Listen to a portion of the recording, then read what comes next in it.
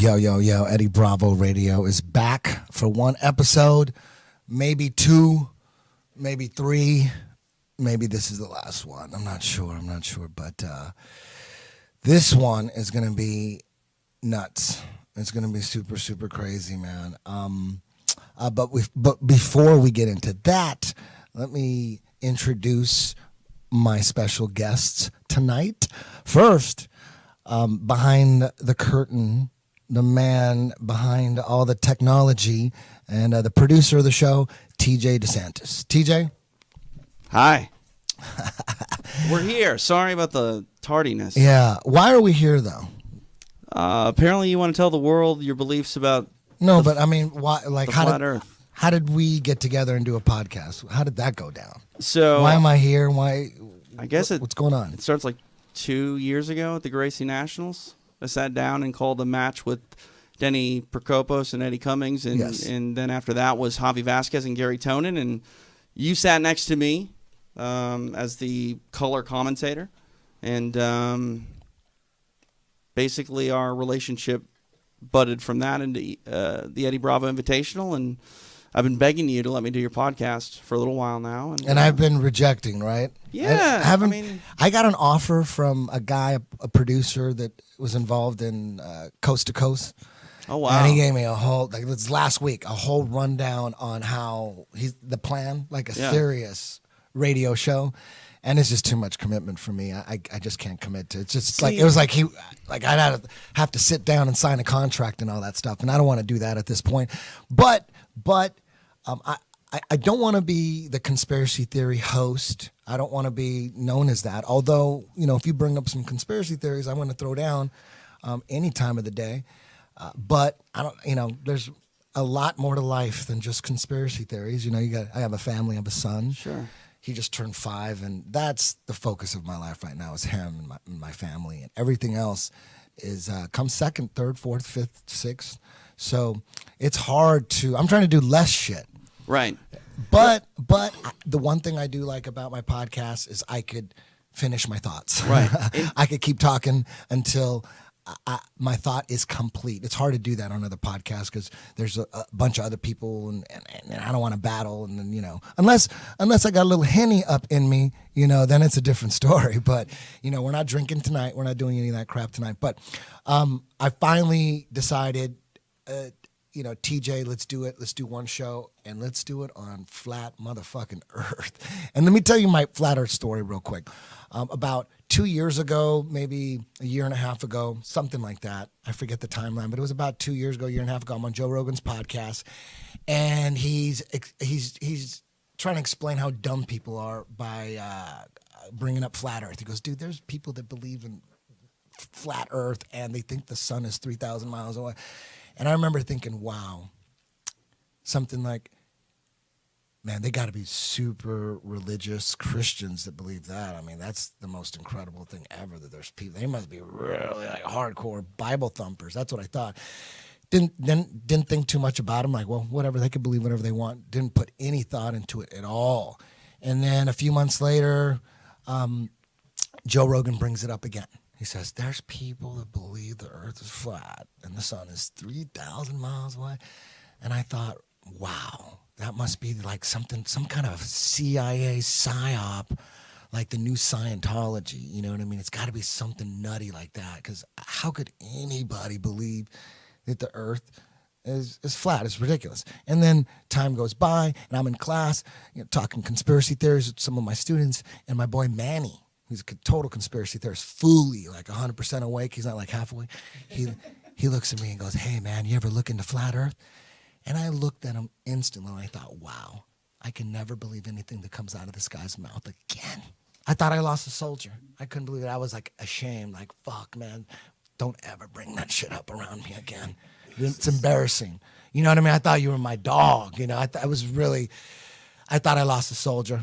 And then a few months later, another guy comes up to me and says, hey, man, you ever look into flat earth? And I said, I thought he was just the dumbest motherfucker ever for saying that. And I didn't say that. I just thought that. I said something like, man, that's got to be some kind of CIA operation. And he said, listen, man, I got a master's in engineering. Look into it. And we were arguing back and forth, because I had an iPhone that had that, that default picture of the globe. There's every day I turned it in. If you don't turn it on and I see the globe, I'm like, there's no way anybody ever can convince me that the earth is flat. It's impossible. So we're arguing back and forth. And I went home to debunk him because we were arguing and I was like full debunker mode. I'm like, do you realize how dumb you are? So I get on the internet and I'm looking. All I need is a picture of Earth from space. That's all I need. I don't care about your science this, your science that, your experiment this, and your shadow over here. Where's the fucking picture? The picture that I see every goddamn day on my iPhone. Where the fuck is it? So I'm looking, I go to Google, pictures of Earth from space, and boom, a bunch of CGI pictures show up. And you'd think by now, it's 2017, there'd be tens of thousands, at least tens of thousands, maybe hundreds of thousands of pictures of the Earth from space. There should be all sorts of epic shots of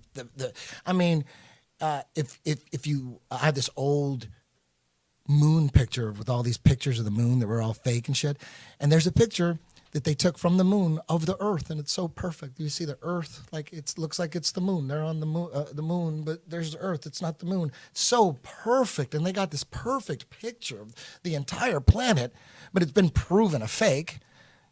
No one took credit for that picture. It's proven fake. Of course, it's fake. There's no video footage of all the video footage on the moon. There's no video footage of them. They're like on dune buggies and playing golf. They never, with a video camera, zoom up and look at the Earth. They never do that ever. They never. But there's that one picture, perfect picture. You see the Earth in the background. Come on, man.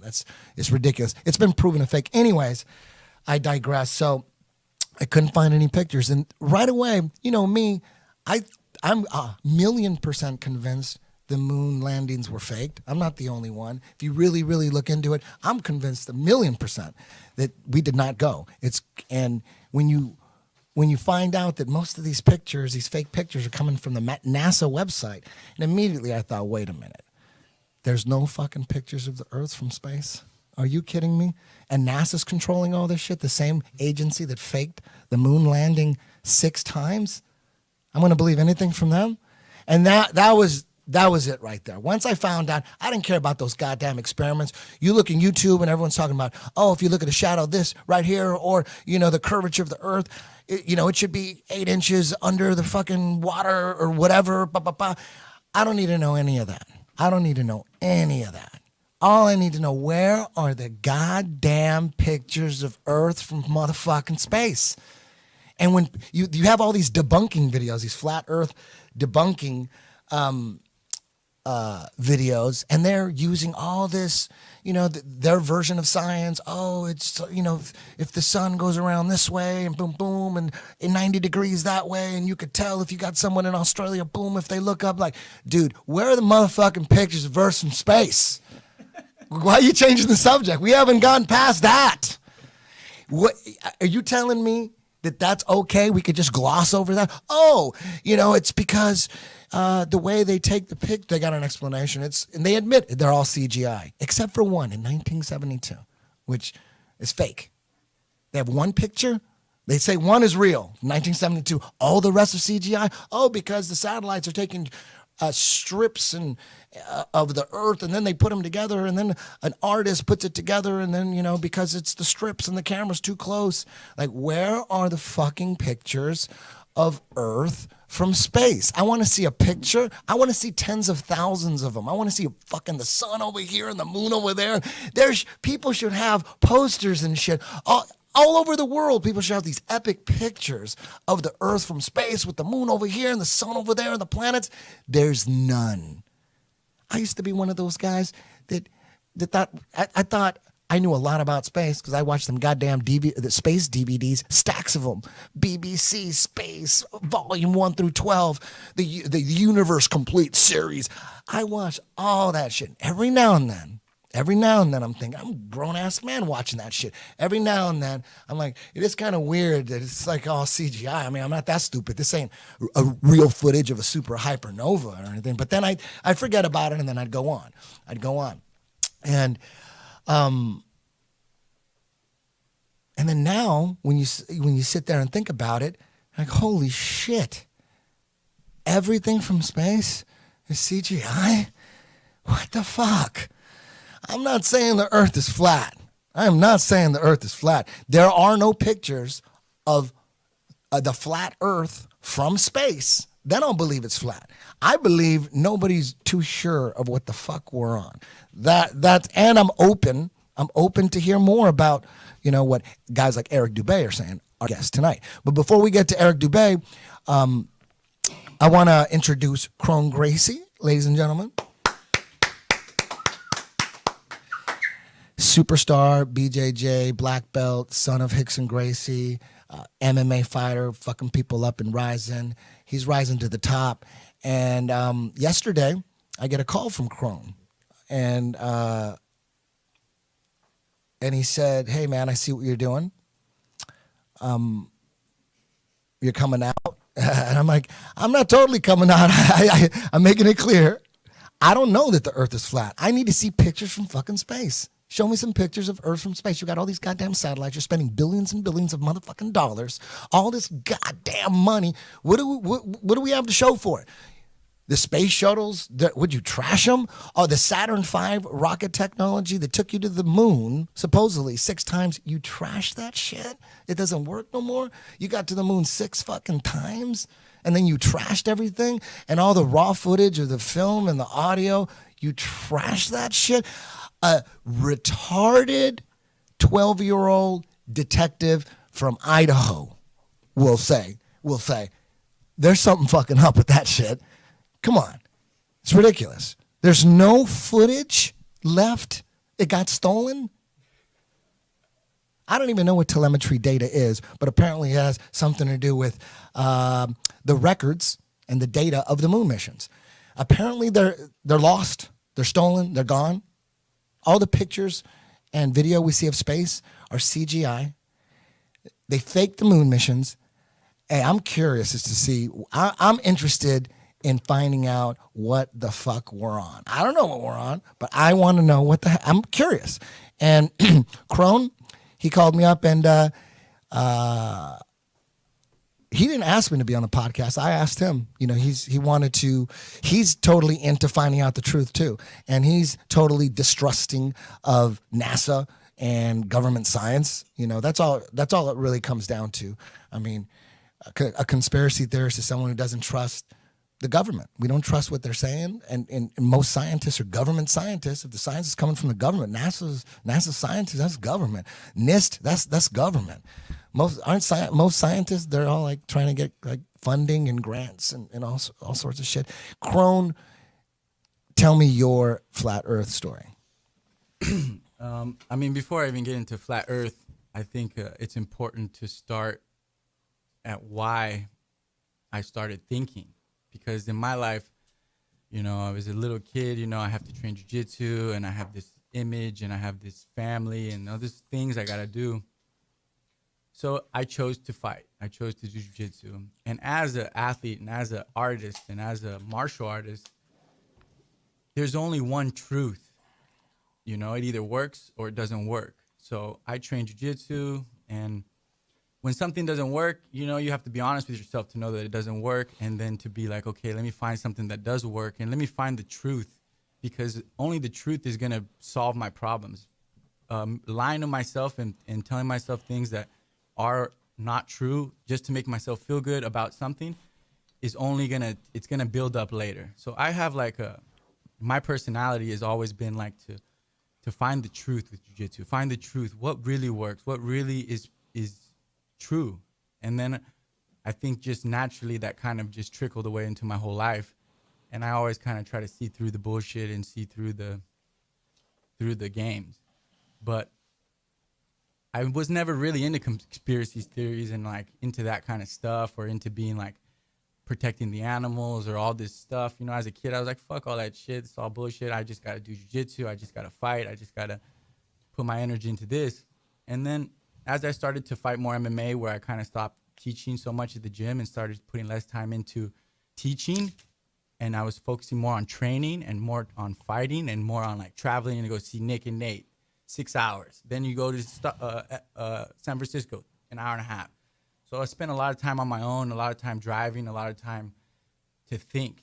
And I started to like, I don't know what, I think the first thing that got me that got me questioning stuff, first my friend Murph, he told me about the chemtrails like years and years ago. And I was like, this is some bullshit. Are you kidding me? They're throwing fucking shit in the sky. I was like, no.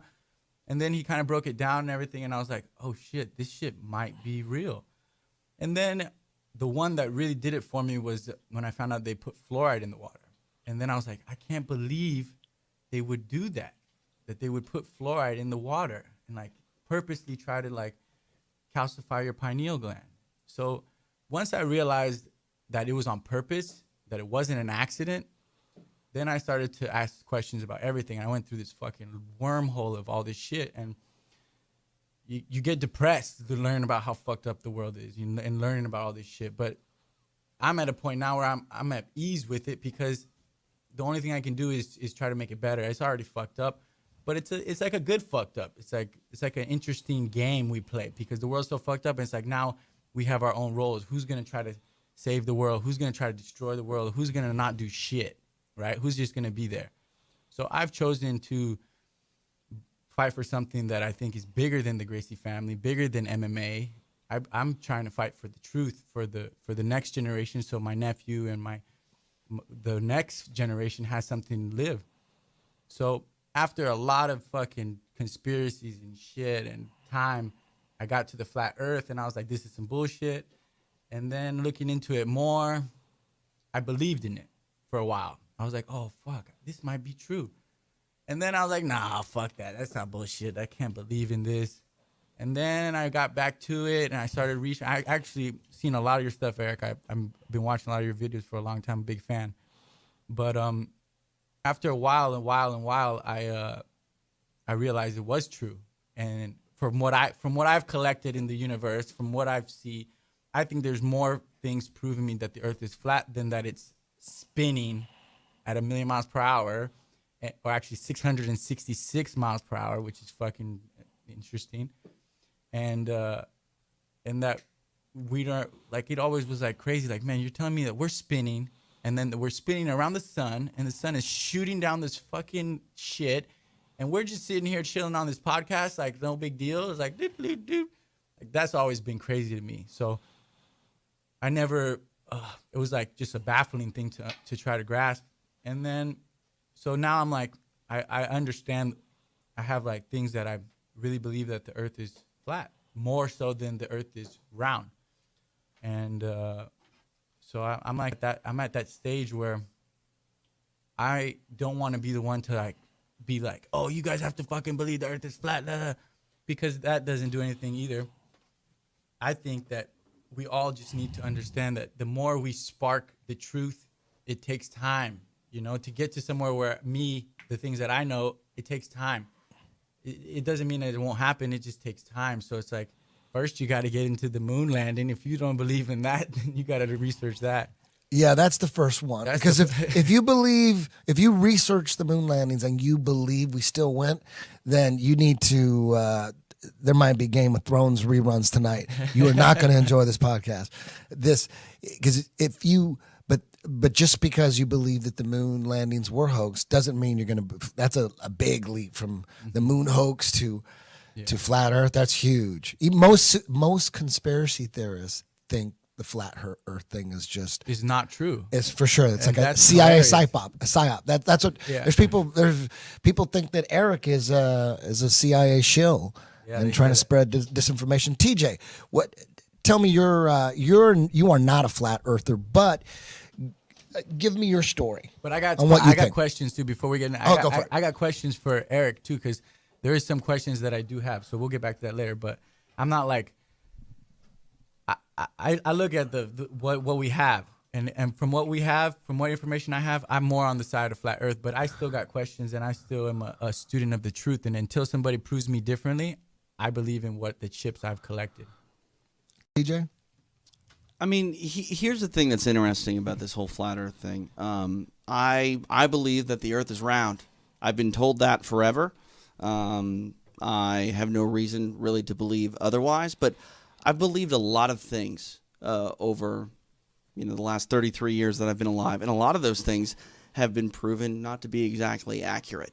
When I was a kid, and I don't want to get all crazy, but like marijuana was treated like heroin. You know what I mean? And now you have people out there that are saying the same thing, that it actually is heroin, which is crazy. But we have state governments that are regulating marijuana, and the reason I bring up marijuana is because like it was such a bad thing for the longest time, and now it's helping local economies, and it's I mean, how many states is it legalized in? It's like 2 for sure recreationally already in the books. I think 5 or 6. Right, but now I mean California, it's pretty much there. Yeah. It's not on the books yet per se, but like my point is like we have this war on drugs, and then all of a sudden it's like, well, never mind. We're okay with it now. We're gonna make money and tax it, etc. It's just I'm using that as a example of taking a big leap from one stance to another, and that's different. But my point is, we are told for the longest time things are a certain way, and then we find out that the stance is softened, or just to me, like, you need to question things. You need to question things. And now, again, I think that the Earth is round. I have a bunch of questions, and obviously you're going to bring Eric on, and we can ask him, because he's going to make some points, and I'm going to write down some more questions. But for me, I think that if you get like animated to the point where you're like, you're stupid, you're dumb, you're delirious, you're crazy, why wouldn't you just hear somebody out first? Do you know what I mean? Like, why would you not hear somebody out? And what's weird about this one is it's sweeping the nation. Like, it's sweeping the world. Like, so many people. Like, I think about like conspiracy theories. Flat Earth, to me, would be the most unlikely one. Look up at the sky. The moon, that's round. At least it looks round to me here. I mean, I'm curious. Does Eric think that the moon is flat? Does Eric think that the everything? There's a lot of questions. Right. There's a lot of questions. And my point is like, you're doing yourself a disservice if you won't just ask some questions to anything. Is the sky blue? What is blue? Is your blue my blue, or is it green? Not sure. But you know what I mean? Like, don't ever be set in your ways about anything. Yeah. My co-host is my best friend since I was 16. We moved to Hollywood together to be rock stars. Obviously, it failed. His name is James Watson. James, we never really talked about flat Earth at all. How are you feeling right now about it? Is it possible? I want to hear everything before I dismiss something. Okay. I want to hear everything. Okay. Do you think it's possible that, I mean, we were brought up with globes in school, and although we've never seen the Earth from space, we've gotten fake pictures. Most space footage of space documentaries are CGI cartoons. To me, that's just a giant red flag right there, man. You got all these telescopes and billions of dollars. It just seems like a scam. Like, they're just scamming money. Everything is just an easy scam. It's like, they make way more money. They just faked it than actually went. Like, maybe they were just lazy. You know what I mean? Like, shit, can we just fake this shit? People are going to die. I mean, we could get there, but damn, people are going to die. Why don't we just fake it and keep all the money? It's a way better plan. Anyways, I'm going to introduce our guest. This is really what it's all about. He's definitely one of the top experts when it comes to breaking it all down, breaking NASA down, and breaking the heliocentric model. I want to introduce Eric Dubay.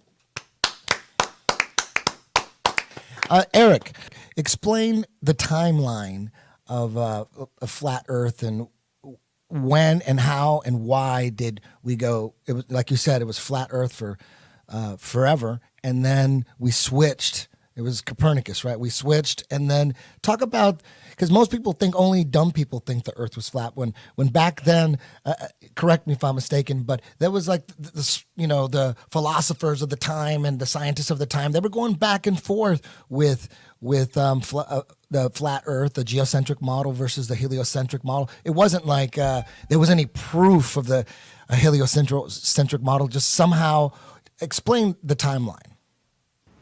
Yeah, I've got the timeline, the history of flat Earth on my channel. You can watch that extrapolated completely. But for now, quickly, nobody thought the Earth was a spinning ball until 500 BC or so, when Pythagoras came up with it. And for the next few hundred years, other Greek philosophers toyed with the idea and wrote about it. Eratosthenes, Plato, and Aristotle. And then it disappeared for another 2,000 years. Nobody talked about it. Nobody believed it. There's no record of anyone writing books about it, anything like this, until 1543, when Copernicus came out with his book. And then suddenly it became a big topic, and with Kepler and Galileo and some of these other people coming in, giving their quote-unquote proofs for the spinning ball Earth, it slowly but surely became the mainstream model. Up until about the 1800s, when actually there was a flat Earth resurgence, when a bunch of flat Earth scientists started doing experiments and printing books and newspapers and other things, doing lectures. And so it was a hot topic of debate around the turn of the 19th century. And then, of course, with Einstein's relativity theory, which is a philosophy that basically banishes everything to ultimate relativity. So there can't be any motionless thing in the universe, like they said the Earth was. And then eventually you get into NASA with the moon landings. And nowadays they've got all these fake CGI pictures we were talking about, which everyone believes are real. So most everybody thinks that the Earth is a spinning ball now. And it's really just been a long-term propaganda campaign over the past 500 years, which, when you look into it, has been spurred by and maintained by Freemasons. Freemasonry, the oldest and largest secret society in the world, with over 5 million members in almost every country in the world. You find that Copernicus and Newton and Galileo, right up until modern day, the astronauts, almost every astronaut that claims to have gone into outer space or walked on the moon is publicly known as a Freemason. So it's the same group of people who's been promoting this idea for the past 500 years. So that's another red flag, as Eddie was talking about. There's so many red flags when you find out that the original moon landing footage has all been erased. They can't find it. And the telemetry data, can't find that. Things that would actually confirm these things to be true. They can't find those. The moon rocks have now come out to be fake. When you look into these things, it's completely obvious, as Eddie said, that the moon landing is a complete hoax. And then you got to ask, well, why would they do that? And when you look at the history of flat Earth, and you see that the moon landing hoax allowed them to hypothetically get far enough away from their ball Earth to take a picture of it, that is the main reason for the moon landing hoax, is to perpetuate, to continue to propagandize with this spinning ball, Big Bang evolution cosmology that they've come up with, where you're nothing, you're just a speck of dust in an infinite universe that came about from a random Big Bang accident with no consciousness or life involved, and then suddenly, somehow, out of nothing, consciousness, life, diversity, nature, everything that you see around you just came into existence through slow evolution of cold, hard matter, and then somehow consciousness and life comes into it. So they have this whole materialist philosophy that they've been trying to inculcate the world into, and the spinning ball Earth is just part of it. As I'm saying, it gets into evolution and Big Bang and all this other crap.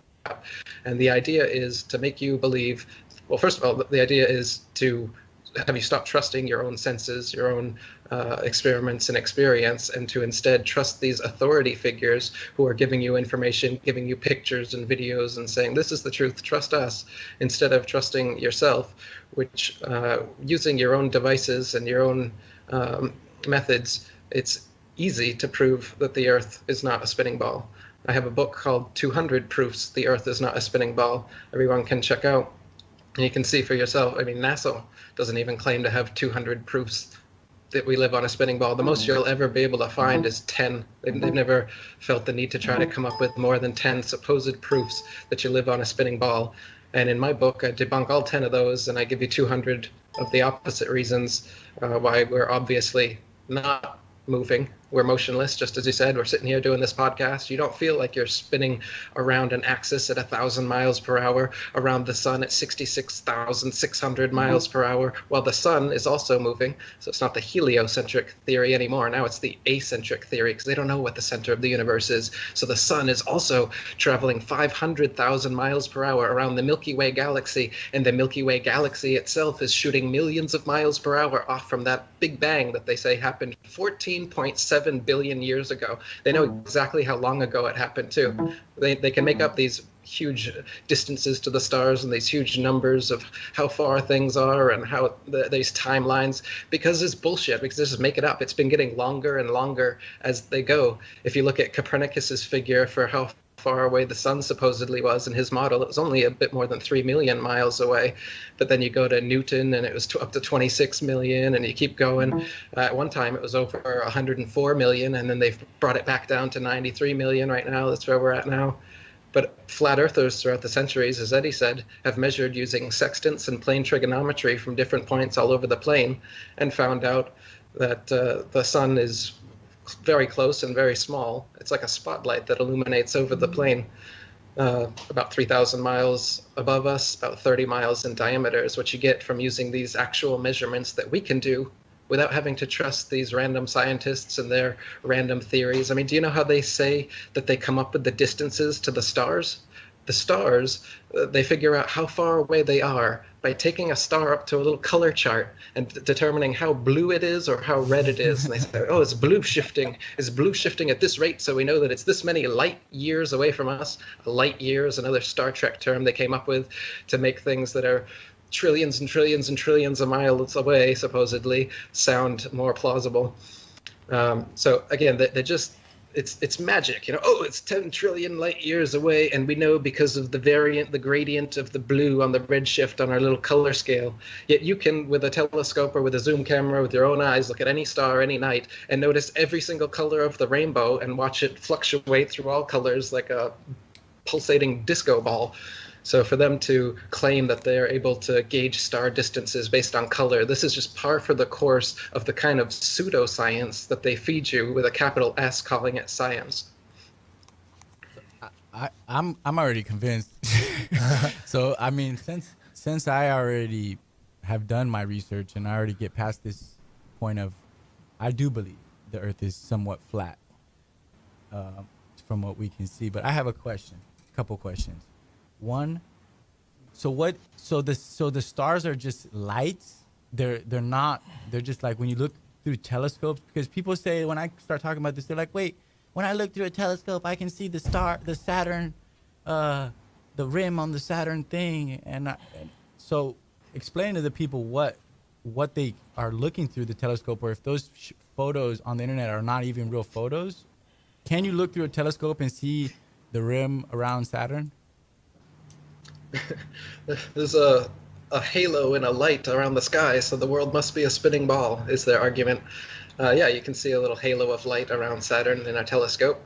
But Saturn itself and all of the other wandering stars, which are now called planets, the ancients differentiated the stars only as fixed or wandering, because the fixed stars, you can see they maintain their relative positions to one another night after night, century after century. For thousands of years, Polaris has been exactly above the North Pole, and all of the other fixed stars revolve perfect circles around Polaris, staying in their constellations night after night.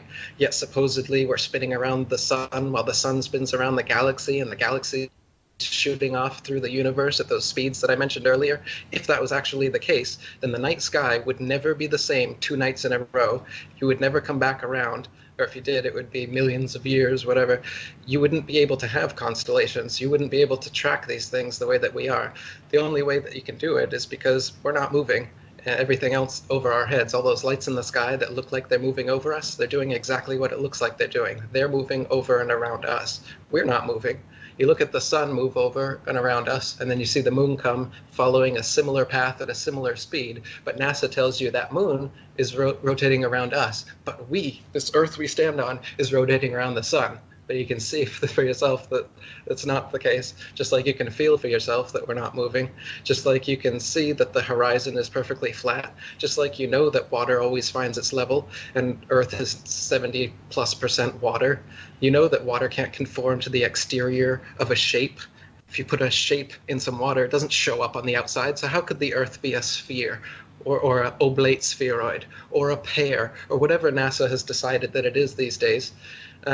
So when you look up at the stars or the planets, they're all just flashing little lights in the sky.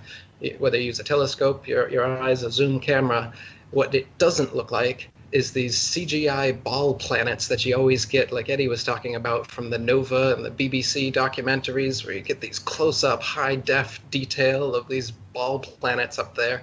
No matter how good of a telescope you look through, all you're going to see is a very plasmic, watery light, water mixed with light, flashing disco ball effect with all the different stars and planets. Now, to see that and to think, oh, well, that means I'm on a spinning ball just makes it's a logical fallacy, first of all.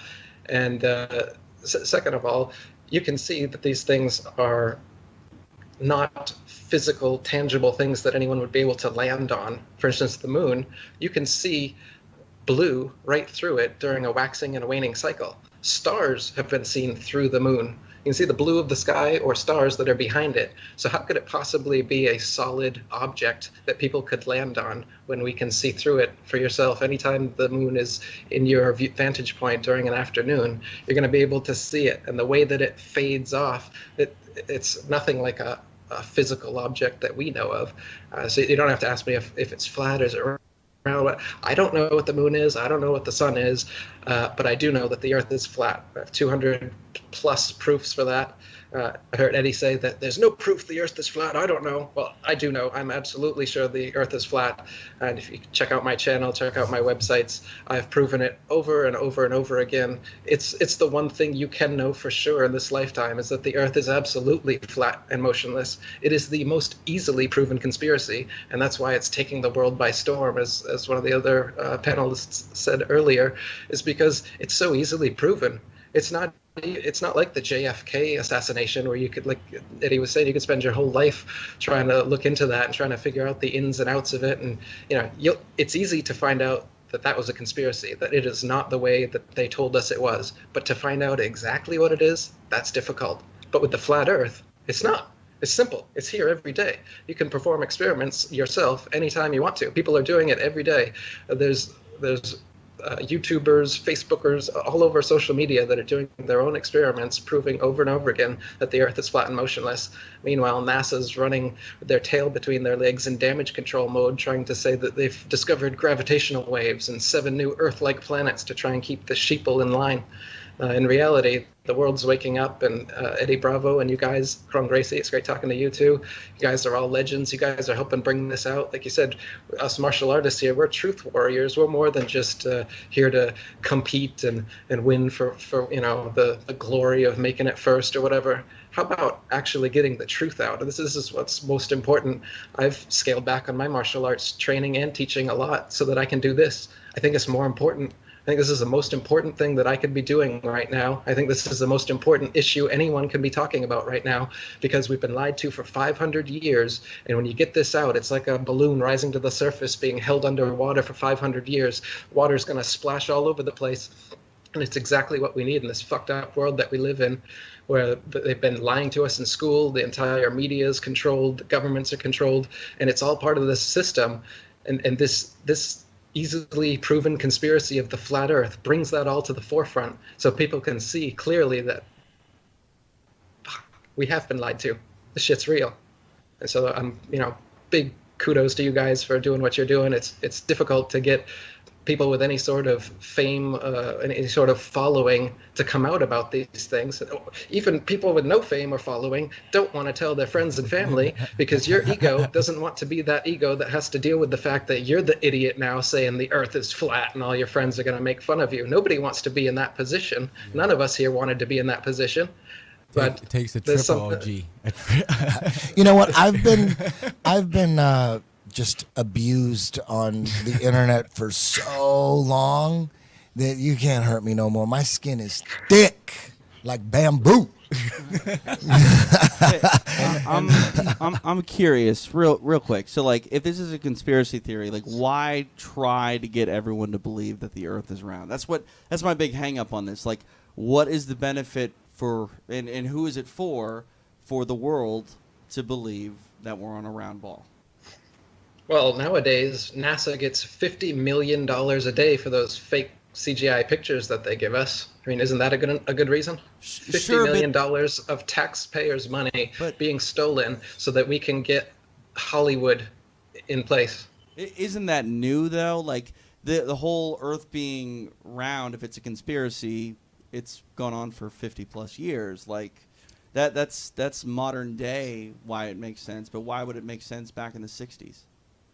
Sure. Well, it makes sense going back as far as you want to, because if you want to control a population, do you think you go and you tell them exactly the truth about everything that's going on in the Earth that they're living in and how they came to be and what their place is in the cosmos? Do you think it's a good idea to tell them exactly what it is? Or would it be a better idea to tell them the exact friggin' opposite of what it is and make them believe that, so that it disempowers them, so that it turns you into the authority, so that all their information about space and the planets and cosmology and where we came from and where we might be going and who humanity really is comes from these few people: Neil deGrasse Tyson, Brian Cox. You get your little spokespeople, and they are now the purveyors of all truth off of this flat world that we live on, trying to tell us otherwise. So firstly, it sets up your Copernicus and your Newton and your Galileo and all of these Masons throughout history as being the saviors of science, as being the most trusted authorities, as being the initiators of Renaissance and starting this whole new way of correct thinking. So obviously, if you're going to control people, you have to lie to them. What's the biggest lie you could possibly lie to them about? This is it. But beyond that, I understand that people have to ask why, and it's perplexing. Oh, why would they do it? And you get caught there. But think of a detective coming upon a murder scene. Like I told you, I've got more than 200 proofs. You could spend days and days and days online seeing proof after proof, experiment after experiment, or you can just use your own eyes and experience and figure out that, of course, the Earth is flat and motionless. But you can do these things. But instead, what most people will do is they will wait until they can think of a motive that makes sense to them for why something like this could possibly happen before they will even take a minute to do some research about it. And I'm not saying this about you. I'm saying this about this general question that gets asked over and over again.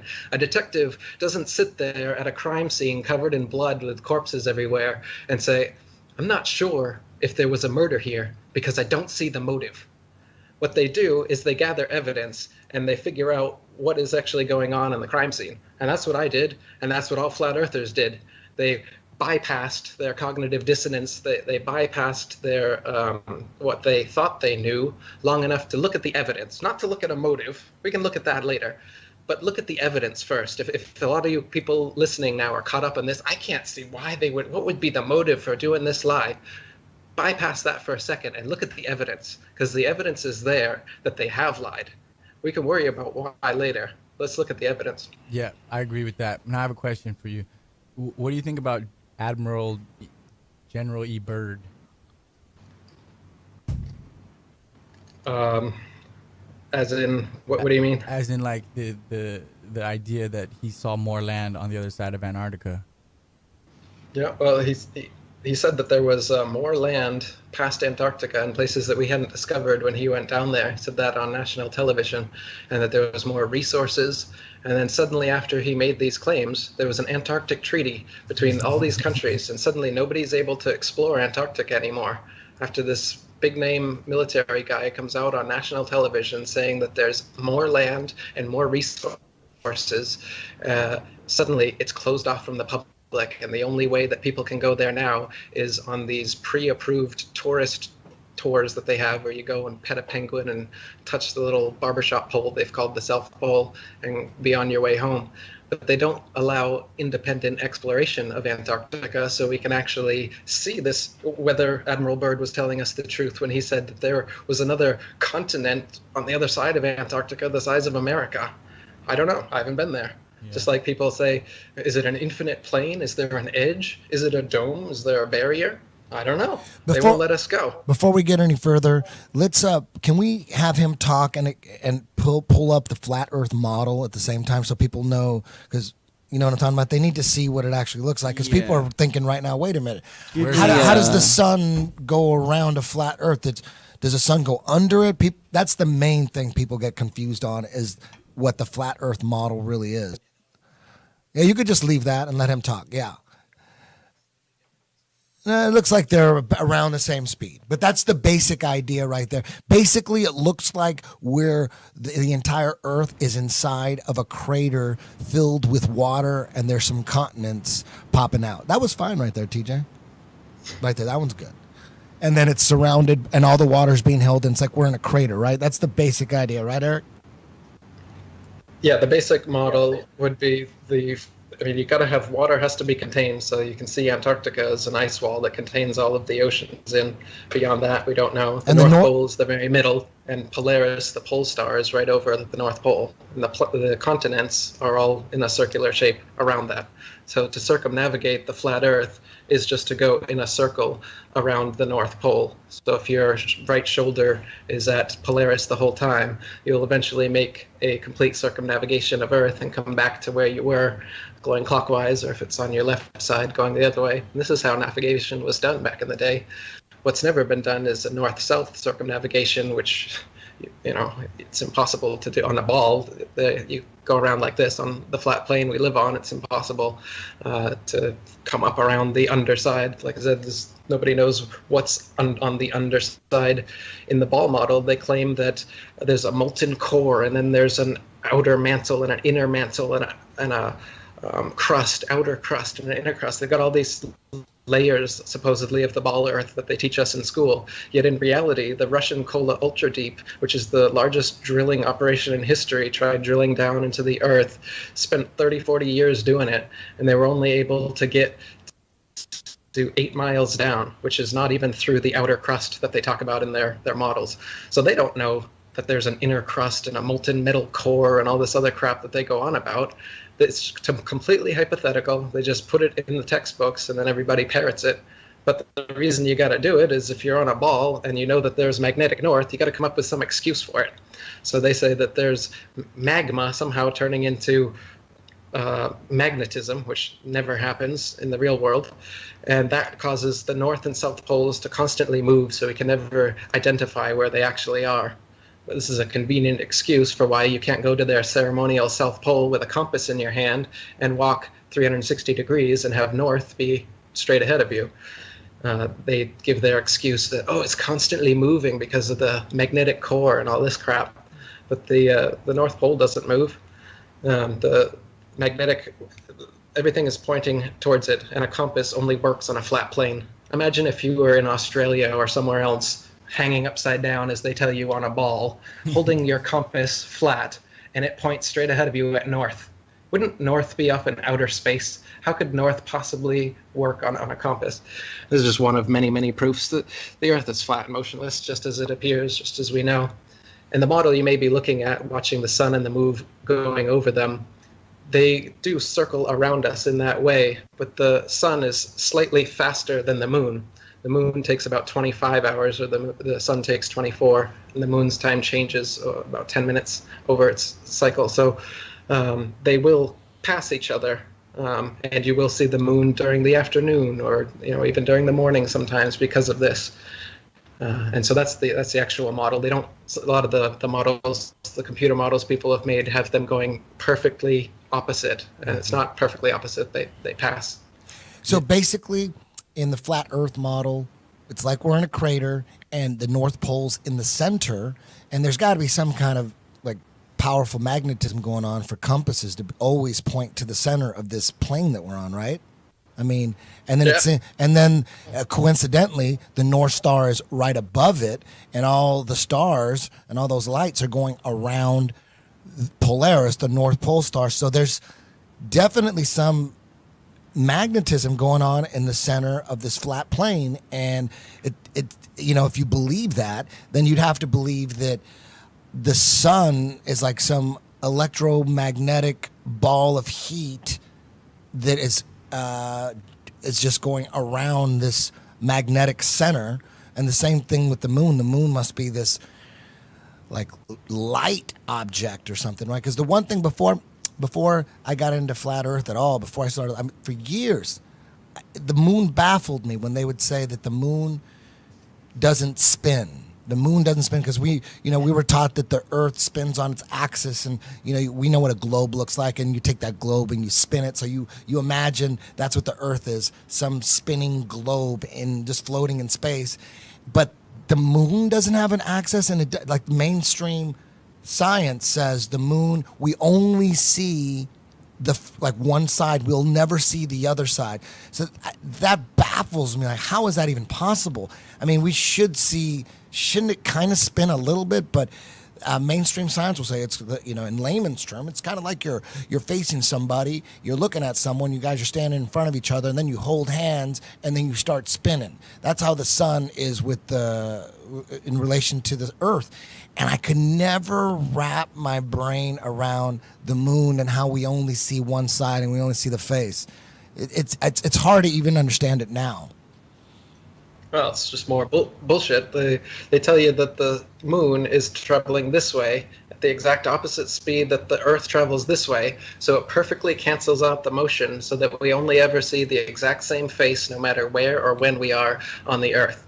But the reality is that the Earth is a flat plane. The moon is rotating around it in this style, and it actually turns this way as it rotates. It's not a ball turning the way that they say it is, but imagine a wheel, like a wagon wheel turned on its side, turning around this way. And this is why one of the ball proofs is that in the southern hemisphere, you can photograph the moon and it's upside down, and in the northern hemisphere, you photograph it and it's right side up. Therefore, the Earth is a ball. But again, it all depends on where and when you photograph the moon. I can show you on IFRS, the International Flat Earth Research Society. We've taken pictures of the moon at any and all inclinations of 360 degrees. So it's turning, but it's turning in this direction. And we never see other faces. If it was a ball, someone from the southern hemisphere versus the North Pole versus mid-latitudes, we should see slightly different faces of the moon from those vantage points, but you always see the same rabbit or the same man on the moon, whatever you want to call it. Those same features are always there. So it lends credence to the idea that the moon is hovering over and around us as it is in the flat Earth model, and not a ball that perfectly spins opposite the ball Earth so that we can never see it. I mean, think about it. The second law of thermodynamics, entropy, states that any object in motion over time through friction and resistance is slowly going to slow down. So both the moon and the sun should be slowing down. The days should not be 24 hours. We should be able to calculate this. And there's plenty of drag and resistance in the atmosphere, so I don't see why they can hold up a theory that the Earth and the moon and the sun and all their crap spins at a perfectly uniform velocity, yet it's never changed whatsoever, yet their own laws of thermodynamics say that that's completely impossible. So their own science is at odds with itself. That's incredible. Now, explain gravity. Gravity. So gravity is a total subterfuge of the natural laws of density. So people want you to believe that before Isaac Newton lived and an apple dropped on his head, nobody in the world had ever thought of or been able to explain why stuff falls down. The reason that objects fall down is because they are denser than the medium that they are in. And the reason that an object would rise up is because that object is less dense than the medium it is in. So, for instance, that's why a raindrop falls down through the air and an air bubble rises up in the water. That's why a rock would fall down, but a helium balloon would rise up. it's not because gravity has an affinity for rocks and doesn't like balloons. It's because of density. It's all because of relative density. If you take a deep breath and you submerge yourself in water, you'll stay at the surface because you've just changed the density of your body. And if you exhale that breath, you're going to start to sink because you've just changed the density of your body. Gravity didn't just decide that it's got more of an affinity now and it's going to sucking you down to the bottom of the ocean. All about density. So gravity is just complete bullshit that Isaac Newton made up so that Copernicus's spinning ball model would make any sense. And they said, oh, well, the reason things fall down is because there's this sucking force that pulls you to the center of massive objects. And of course, if that was the case, then we would be like magnetized to the earth, and just stepping your foot off of the earth would be like taking a heavy magnet off of a refrigerator, and stepping back would be like putting it back down again. And of course, they don't have a single example of any mass, by virtue of its mass alone, causing some other smaller mass to spin circles around or to stick to that mass because of its gravity. They say gravity just spontaneously happens when something's massive enough, and then non-massive things will either start spinning around it, like the planets, if that's what they want it to do, or they'll stick to it, like people, buildings, and the oceans, if that's what they want it to do. So gravity's their mythical magic force that causes us to stick to the mythical magic spinning ball Earth, when in reality, it's simple science. The natural physics of density and buoyancy determine that heavy things fall down and light things rise up. And they've been teaching us this crap in school since we're like 7 years old, so that we'll believe that oceans and buildings and people in Australia won't fall off the bottom of a ball. Ooh, that was a pretty good explanation. Now, what about Einstein's theory of relativity? How do you see that? So, like I said, relativity came up when the flat Earth movement was starting to grow at the turn of the century. Everyone was turning to flat Earth, and so they were in scramble mode trying to figure a way to get everybody back in their fantasy worldview. And so they came up with this philosophical idea of relativity, which banishes any non-moving object to obscurity, so that they say everything's moving, the earth is moving, the stars are moving, the sun's moving, everything's moving, and that motion is all relative. So you can't say anything is stationary, and you can't even say anything is central. That's when they got rid of the heliocentric theory too. Oh, we don't know if that's the center. So it's relativity is just another philosophical subterfuge to get people to disbelieve their own senses and start to think that, hey man, it's all relative. It's like everything's moving, so you don't know if you're moving. You wouldn't feel it. That's why you hear from all these people like, you think it's motionless because you can't feel the motion, stupid. Like, it's so stupid to believe your own common sense. But that's what they've done. They've made it ridiculous to believe your own common sense, because we've all been taught since we were little children that of course that we're moving around at thousands of miles per hour. So relativity was just the next step, and just like NASA, the moon landing hoax was the next step. Shortly after that, they got to keep. Well, and nowadays, like I said, the gravitational waves apparently they found in 7 new Earth-like planets they just found last week. They have to come up with their damage control nonsense to keep spinning the fairy tales so that the entranced sheeple won't wake up to the flat Earth truth. And they've been doing it for 500 years. Relativity is just yet another step along that path of damage control to try and prevent people from understanding the truth. Yeah, I think that for me, my life is like really big on intuition and how I feel and what I sense. I'm kind of a sensitive person, so I trust my feelings and my intuition over anything. And right off the bat, I don't think that the Earth is spinning. It doesn't feel like we're spinning, and that's just off of my intuition, no science behind it. And when I go up in a plane and I go really high, I look out and it looks all flat. And one thing that I've been thinking about recently that I kind of started to feel I didn't realize before is when the sun is at 12 o'clock and it's midday, the sun is blazing hot. And then at 6 o'clock, the sun is already not hot as much. So if the sun was so far away, it shouldn't change temperatures off a little like churn. You just churn a little bit. Now it's like a lot different of a temperature. It's a lot different of the rays.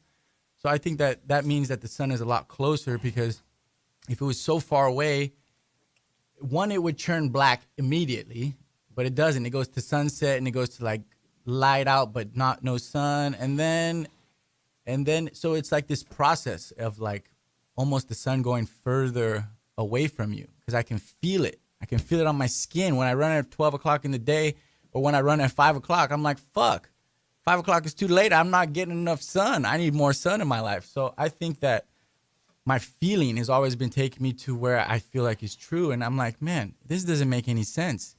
Because one, I don't feel like we're spinning. I don't feel like when I go up in a plane that we're on a ball. When I go to Japan, I fly 10 hours. When I fly back, it's 9. It would be twice. It would be 5 hours to get there and then 20 hours to get back. You know, it would be such a big difference in the time it takes to get to places if the earth was spinning. But since it's not spinning, it's basically the same time. Imagine going to Australia and then coming back, it's the same time. It's like, wait, what about the fucking spin? Eric, what do they claim is the proof that, and when did they technically prove that the earth is spinning? Didn't it have something to do with pendulums or something? They've tried to claim that it does, including using pendulums. In the mid 1800s, a guy named Leon Foucault started swinging pendulums and putting little pins at the end, and he used a ball and socket joint so that the pendulum was able to swing in a circle, and claimed that that's the earth moving underneath the pendulum. And nowadays in museums all over the world, this stupid trick is still being used, where they put a pendulum, and and the modern day ones are computer run. There's no way to not give some slight lateral bias at the beginning of starting a pendulum in motion. And so sometimes the pendulums would swing way too fast. Sometimes they'd swing too slow. Sometimes they'd swing the opposite direction. Sometimes they wouldn't swing at all.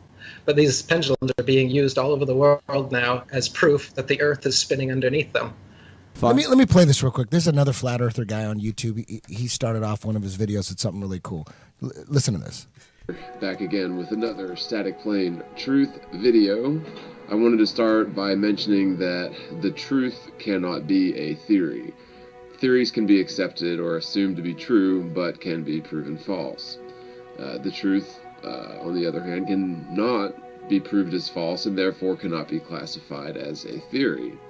So, for example, while what goes up must come down is the truth, gravity is a theory to explain this truth, assuming the Earth is a spinning sphere in the void of space, of course. The point here is the truth is not some bizarre conspiracy theory like the moon is made of cheese, or Michelle Obama isn't actually a man, but he's a reptilian shapeshifter from the constellation Draco. This is important to get out of the way ASAP, as most people apparently categorize the truth with such wild theories, and this simply isn't the case. Okay. Conspiracies are defined as situations where multiple people get together secretly to construct a... All right, enough of that. I wanted to put that out there really quick. Eric, you there? Hey, you can hear me, right? I can hear you now. Let me get into some of the main ball debunking proofs. Okay. Yes. So I mean, I'll go through a few of them. The ships over the horizon, they say that when a ship is receding away from you, the hull disappears before the masthead, and it slowly goes up like that, as though it's going over the curve of the Earth. And that was one of Aristotle's first proofs that they used for the ball Earth. That was before telescopes, binoculars, or zoom cameras existed. Nowadays, you can test that for yourself. You watch any ship going away from you until it completely goes over the curve beyond the horizon where you can't see it, and then you take your zoom instrument, and you will be able to zoom completely back on the ship, hull and all the way back into view, proving that when something disappears beyond the horizon, it hasn't sunk below the curvature of a convex sphere. It has simply gone beyond your perspective as far as the law of perspective allows. So just depending on the strength of your instruments, your height, and the conditions of the atmosphere while you're watching, you'll be able to see a shorter or further distance. And when the sun is going away from us, as Kron was saying, we're not spinning. It is literally going away from us. And just like a plane or anything else, it starts to go down on the horizon, down, down, down, until it completely disappears. Now, those planes that are doing that are not about to crash into the earth. They're not curving under the ball. Otherwise, you'd see the bottom of the plane. You don't see the bottom of clouds either. Clouds curving over. What you see is point perspective. Like any artist knows, everything converging to the one center point of wherever you're looking at that time. Just like in a narrow hallway, the edges, the sides come in to a point, the ceiling comes down to that point, and the floor rises up to that point. And that's just how our vision works. And that's why a boat going away from you seems to disappear over the curve of a ball. If you've been told it's a ball, then that's what you're going to believe. But if you get out a zoom camera and you zoom the entire thing back into focus, then you can see that's not what happened. And with the sun, as the sun is dipping down, you got to get a really good camera, but it can be done. And there are examples of this on YouTube. You can zoom it in, and the sun, which was either completely disappeared, half disappeared, you name it, on the horizon, will rise up on the horizon. The sun hasn't risen up. You've just changed your perspective by looking at it through a zoom camera. Ancient cultures throughout history have had an explanation. It was called Rahu, the black sun. And they said that there was a third body in the sky, which is a dark body, the same size as the sun and the moon, and it eclipses them. They lie to you and they say that the sun is 400 times larger than the moon and 400 times farther away, and that's why they look exactly the same size. Yeah, that just was like crazy. they say the moon turns at just the right rate so that the earth is turning and you don't see it. They have all of these convenient explanations, but it's really difficult to tell people who are just getting into this, and they want to know why. They want to know why. They haven't even looked into the evidence yet. But when you do look into the evidence, you find out the truth. You're going to find out more and more that this is a total method of control of the world. It's world domination. The psychopathic desire for thousands of years, it's come to fruition. A group of psychopaths has made this happen. They do rule the world. That's a whole nother subject that you can get into once you find out that you really have been lied to and who's doing it and why. What is another truth or another point that? Ball point that they bring up. Yes, why give me the another Earth is a ball. A Coriolis effect. They say that storms in the other hemisphere rotate counterclockwise, and toilets in the north hemisphere rotate clockwise, and the other way in the south hemisphere. So you can flush your toilet, and that's proof that the Earth is spinning. But it just depends on the shape of the basin and the way the water is entering it. So a sink or a toilet in the same household could spin opposite directions depending on how the water is coming into it. So and storms don't only spin clockwise in one hemisphere and only the other way. They do seem to show them the majority of time being that way to bolster their model. But you can find many examples of the opposite. And if there's an exception to the rule, then it's not a rule. And it can't be used as proof that the Earth is spinning because all these storms are supposedly spinning this way. So what people tell me a lot of times when I start to talk about this, they're like, yeah, Kron, all these facts, they might be true. But on a molecular level, you know, everything is round. They're like, oh, everything is round. Like when you go down to the atom, everything is round. And it makes sense to me, like, yeah, everything is round. But I don't think that the world is not necessarily round. I just think that what we live on is flat. So I'm just giving you a little idea if you guys can see here. So we all have eyes, right? Our eyes are the center of everything. You know, when you look in somebody's eyes, you can read them. When everybody has eyes. So it's like the opening for you in this world is your eyes. Everything is about the eye. And then the eye looks kind of like this in my drawing, right? It's an eye. Yeah. You got the shell of the eyelid. Uh-huh. Then you got the color, which is the line. Then you got whatever the fuck is holding that. So I believe that we are on a big eye. And this is the color, is where we live. We're in this dome over here. And whatever something's containing, or I would think is containing all this. And I don't know what's on the outside. There could be a bunch of eyes. There could be eyes all over the place in these little domes. But I think it's a pretty connective thing when you understand the color of the eye, how everybody has eyes, and how the eye is like the center of everything. Like we are the universe. We're living in a universe in their little eyes, in this big eye. That's what I believe. As for the balls, everything's balls. They say that the planets are balls. They're CGI fake images they show us are balls. Just like atoms and electrons and protons and neutrons, they show us fake images of balls, and they say that this is what atoms look like. But even through an electron microscope, you don't see little balls flying around in a solar system the way that they tell us it does. So when people use fantasy to back up fantasy, it's pretty funny. They're like, oh, the atoms are balls, so the Earth is a ball. So you've never seen the Earth be a ball. You've never seen a planet be a ball. You've never seen an atom be a ball, but you're willing to take all of these fantasies at face value and say that it must be. Meanwhile, ignoring your own experience, which says that water always finds its level, whether it's in a glass, whether it's in a bathtub, whether it's in a swimming pool, whether it's in a lake, whether it's an ocean. Water is always level. That's why we use water as a leveling tool. Nowadays we have lasers, so you can check again, and the laser will level out over the water. The horizon is always flat. And not only is it flat, 360 degrees around you, no matter how high you rise, it rises with you, because it's the law of perspective we were talking about, and not the curvature of a ball. If the horizon was the curvature of the ball Earth, as you've been taught, then as you rose above it, no matter how big that ball was, it could be 1,000,000 times bigger than they say the Earth is. If it's a ball, it will curve away from you. And as you rise up, you would have to tilt your head and look down further and further to be able to see that horizon.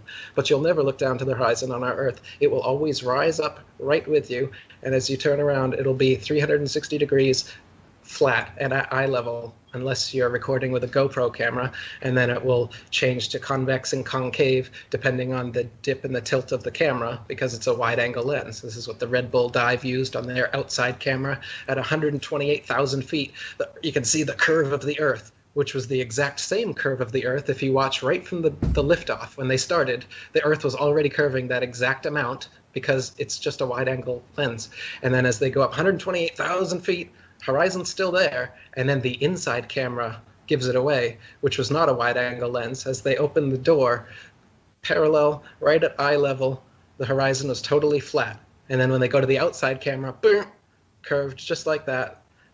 It's complete camera trickery. This is how they get people to believe in the ball Earth, is just using GoPro cameras. Zero-G planes are these planes that do parabolic maneuvers. The Vomit Comet you might have heard of, where you're able to be weightless. This is how they fake inside shots of the ISS. Outside shots of the ISS, they fake in dark pools, like the Neutral Buoyancy Lab at NASA, where they admit that they practice for their spacewalks underwater. And people like Luca Parmitano have been sent to the emergency room when he was supposedly in outer space because water started leaking into his helmet. And so there had to be explanations to the hospital staff and his family and everyone else as to how that could friggin' be possible. Well, it's because outer space is underwater as far as exterior shots. Interior shots are done on zero-G planes and with green screens and wires. You can even see the harnesses they use to act like they're floating oftentimes in their longer ISS shots.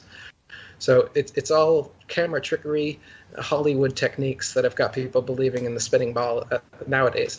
One thing I've been wondering about lately about the moon missions is they were gone for supposedly 6 days or something like that. What is it, like 4 or 5 days?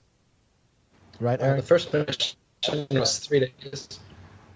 I wonder, I want to know how they explain taking dumps in those suits. What if they had explosive? And what, is there a tube going in their ass? What is it? Are they wearing? They must be wearing diapers. Is that what they're doing? Yeah, they claim in diapers, I think. They have to wear diapers, right? Can you imagine having to take a dump on the moon? How you gonna? Man, and it's got to stink. I mean, there's no way. It's got to be some airtight diaper or something, right? You got to look at the picture of the fucking moon machine that landed on the moon. You look at that picture now in 2017, and you're like, yeah. There's no way that little ridiculous. fucking thing landed on the moon. Are you kidding me? That thing, I could push that thing. It's like aluminum foil around. All right, I'm curious because obviously, it does look really fake. There's High a schoolers could curtain make that rods, back in the day. But gold foil. I'm curious obviously though. Cardboard construction paper. It looks like a 1960s version of what they thought futuristic shit would look like. And nowadays, it looks absolutely laughable to think that could possibly have landed on the moon. As you said, there's no way they could take a shit on the moon. They say that they shit in diapers, but in reality, you can see Buzz Aldrin, if you look at some of the photographs they took while supposedly on the moon, and you look at the timestamps, 2 minutes elapses, and suddenly he's changed his gloves. Another 2 minutes elapses, and his boots are different. Another 2 minutes elapses, and he's got a different backpack on, or a whole different color spacesuit. So when you look into the moon landing, there's anomaly after anomaly after anomaly like this that you'll see, which shows that they were just faking it in a studio. The times on the picture, the timestamps they claim are complete nonsense. They just make it all up, and they fake the timeline. And then when you ask for actual evidence, like the original footage and the telemetry data, they just have to say, we lost it. Sorry, $30 billion of your taxpayer money, the greatest accomplishment of mankind, having someone walk on the moon, but we lost the footage. Sorry about that. Okay, I'm having a lot of fun watching the head of NASA. I forget his name, the current head of NASA, or maybe he was the head of NASA 3 or 4 or 5 years ago. Him in front of Congress trying to get money and trying to increase their budget. Those are fucking hilarious. Have you seen these, Eric? Yeah. That's the funniest shit ever. Like the congressman going, wait, what do we need $4 billion for? Didn't you guys already go to the moon? And they're he's getting grilled, but this guy he sounds like a used car salesman it's hilarious. Right. I wish we could pull that up. You know what I'm talking about, right? The guys on we the can pull Mars it up. missions are like that too. Hey, I'm You look at curious. the NASA official spokespeople for the Mars missions. The absolute yes. actors, and you can see they're just filleting Satan to try and get a couple extra dollars of taxpayer money. You guys talk about NASA like they're the game in town. Like SpaceX is sending people into space next year. At least that's what they say. What do you guys think about that? Like, they want to take 2 civilians around to the dark side of the moon. Like, if I'm SpaceX right now, civilian number 1, if he's willing to get on the ship, is Eric Dubay. Because if I can shoot Eric Dubay up into space and he sees the world's round, case closed. Done. Over. Right? No? Yeah, SpaceX is just as private as Alex Jones, and that's why SpaceX is never going to admit this. Just like Alex Jones wouldn't allow your flat Earth videos on his site, Eddie. You think Alex Jones is You think Alex Jones is part of the establishment? Absolutely. He's just feeding. I know him. I just don't think so, because if he is controlled opposition, they fucked up. Because don't you think the establishment, the globalists, the people in charge, don't you think they wanted Hillary to win and they didn't want Trump? Because that's why everyone's against Trump. The CIA is against Trump. Everybody's against Trump. The whole political system, the Republicans, Democrats, entertainment, it's like Trump was an accident.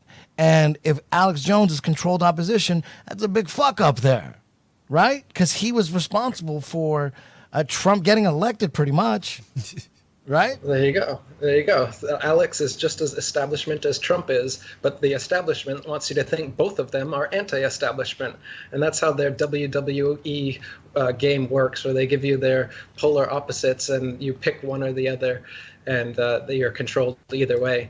I think, no, seriously, I think Alex, I know him, I think he really, really cares about bringing liberty back to this country. I think he really is anti-globalist. Your video. Well, he censored. Absolutely. That's why he censored your videos, because he totally canceled. That's why your videos were allowed up for the first video was up for 5 hours before he took it down, where you mentioned my name over and over again. And then the next video, you did the same thing. That one lasted 4 hours. But it's flat Earth, though. I understand, because when I first heard of it, like I said at the top of the podcast, when I first heard, you didn't just hear of it. I've been telling Alex Jones about flat Earth since 2009. But don't you understand how crazy it sounds? It does sound crazy, and most people think it's crazy. I was violently opposed to flat Earth whenever, really. I mean, I understand people not buying into it at first, and maybe not ever. There's enough debunker videos out there that, that if you get on the wrong video, it could just kill your whole journey, your truth journey by picking the wrong video. And then it's, you know what I mean? I understand why people laugh at the flat Earth theory, because I did. I thought it was ridiculous. It made me angry and shit.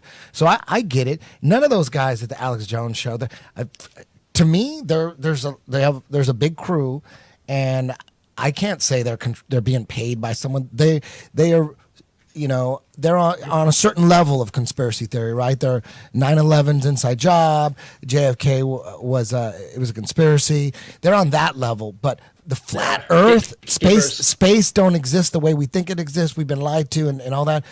That's a whole nother level. You know what I mean? So it'll take some time, but I think Alex Jones pulled my flat Earth stuff because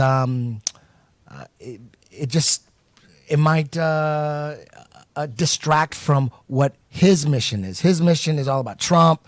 Let's get Trump through. Let's protect Trump. It's all about Trump. That's his mission. If he started talking about Holocaust denier type stuff, he ain't gonna talk about that. That'll just kill his mission. He can't bring that up.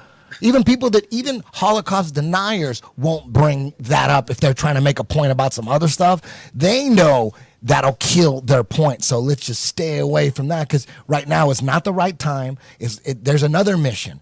And Alex Jones' mission really it's on a political level. He's trying to, he's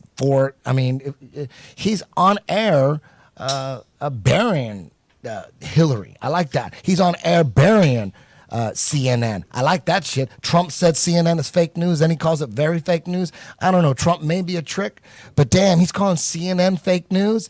That's some good shit right there. I like that. He's the last hope. I know Hillary. If Hillary would have got in, it was over. I'd move to Iceland. But look at Trump is the last hope. Look at all the he talked like he was against the establishment, and like he started saying all these about 9/11, about the Federal Reserve, all this shit, and then Trump. But then when he got elected, all the people he's putting into office were all the same people from before. Everybody's the same establishment. So that's where the line, I think, is. Yeah, I don't know about Trump. I don't know, but I know for damn sure he's better than Hillary. Yeah, who knows? But the point is that what does Trump bring to the table? Trump brings he brings separation. He's separating people from each other. He's separating the Mexicans from the Americans from the Americans, the blacks from the whites, the girls from the women. He's creating all this division between all of us, and I think that is wrong. Because any kind of leader, anybody, anything needs to understand that we all need to work together. That's what controlled opposition does. Controlled opposition is there to divide any sort of legitimate movement that might come up. And that's why Alex, you said his brand of truth, or that's what he's pushing. Yeah, if your truth has limits, then you're what's known as a gatekeeper. And that's exactly what he is. He's a gatekeeper so that you won't ever get into the idea that we haven't been on the moon. You'll never question any sort of cosmology or NASA. You'll never understand that the Earth is flat and that that's the biggest conspiracy of all of them. Nor will he tell you about the Masons and the Jews who control the Masons, who are above them. His show is all about watering it down. I've been talking to Alex, trying to send him the truth for the longest time. He knows about me. That's why he deleted me off of your YouTube video. He's a complete gatekeeper, and it's so obvious to someone like me who's a genuine truth seeker, and I've been in this thing for over a decade. But I understand that, Trump and Alex Jones, they are the second level gatekeepers for people that have broken through the mainstream and they don't actually get how deep the conspiracy goes. They're there to corral and honeypot you into never getting further than their little brand of the truth, which is, sure, he says a lot of great stuff. I mean, I was an Alex Jones fan, and I agree with 80% maybe of the things that he says, but it's the 20% that not only does he not get into, but he purposely covers up. He will shut off your phone call. He will take down your video. And when you talk about flat Earth, and that's a fake phone call, cut him off. That's a flat Earth. He knows about this. He knows about all the questions about the moon landing hoax. I've seen him interview Buzz Aldrin and all the other people. He's heard you, Eddie. He knows everything. Look at their face. Look at Leanne McAdoo as she's interviewing. I mean, the gatekeeping couldn't be more obvious. I've talked to probably more people than anyone on this earth about the flat Earth, and normal people do not act the way that the people at InfoWars act when you're just trying to, especially when they're supposedly trying to give you a voice. You don't act that way when you're just having a conversation about these things, especially when you're conspiratorial-minded like Alex Jones. Why the heck can't he... I can't fathom that. They lie about everything else, but they don't lie about this. And of course, the voice I'm doing is part of the shtick too. haven't heard of conspiracies for the first time, and Alex Jones is your first introduction into this, and you see him just going off. I mean, there's compilations that are hilarious. I love watching them. I think they're. You think that this is where your truth is coming from? This is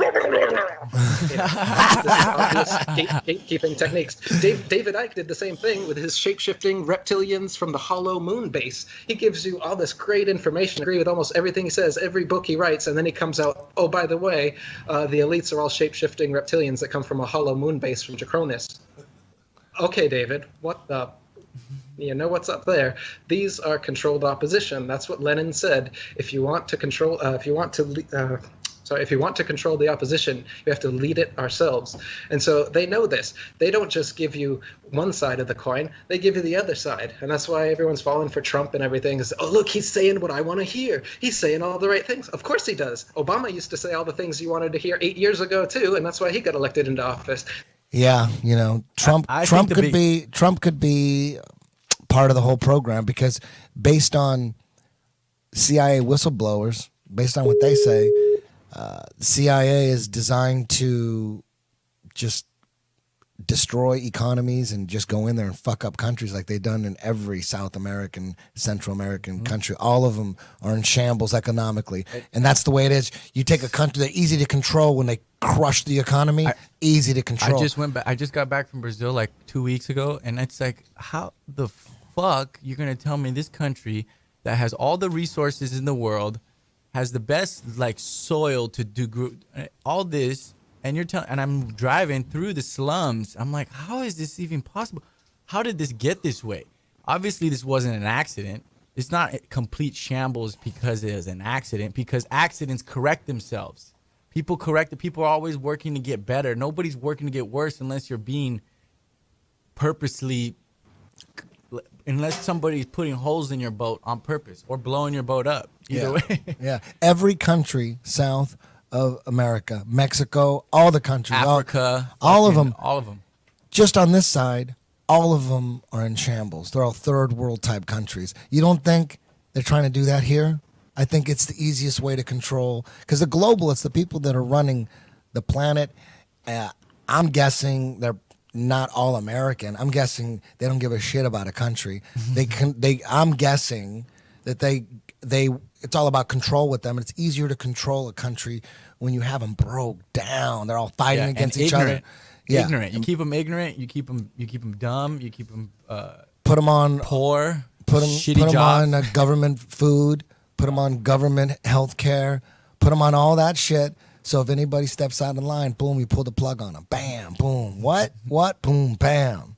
So enough about Alex Jones. But let me say this about Alex Jones. Let me say this. I think there's I know you think he's like getting paid to say certain things and all that.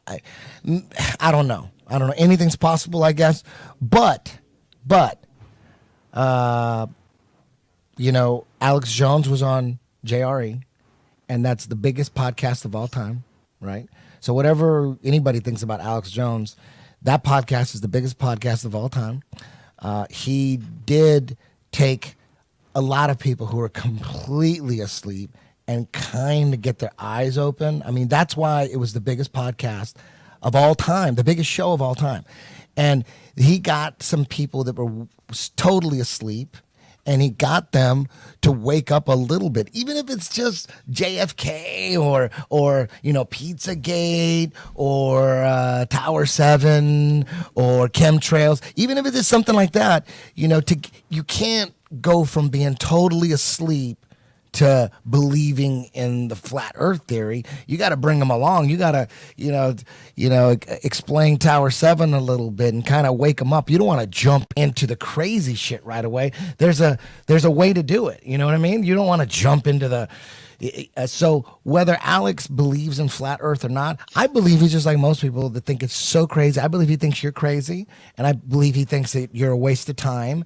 And most people do. Most people don't believe you. I love the things you're saying. I love the way you break down NASA science. I love that shit. I love the way you break down what we were brought up to believe. I love that shit. But most people don't. And just because Alex Jones doesn't want to have anything to do with you. I get it, because I was that way. I was, if someone would have introduced me to you a year ago and you were trying to come at me with flat earth, I would think you were the biggest fucking idiot ever. And I would tell you that. And maybe I wouldn't tell you that. No, I know you do Wing Chun. Maybe I wouldn't say anything. But yeah, I get it. So my point is, Alex Jones goes on JRE, opens up, he cracks open a lot of brains, even if it's on the low level conspiracy. And even you yourself, you said, I've heard you talk about how you got into flat earth at first. You got into Alex Jones, you got into 9/11, JFK, and then you thought Alex Jones was a gatekeeper. So then you moved up to different levels of conspiracies. But even just that, you could say he is the gatekeeper. He did open the door. So whether he's getting paid by Israel or whatever that is, we're right here, me and you, talking. You know what I mean? And people always tell me Alex Jones is a shill. You're not the only one. I've heard that by so many different conspiracy theories, and I think a lot of it has to do with you're on different missions.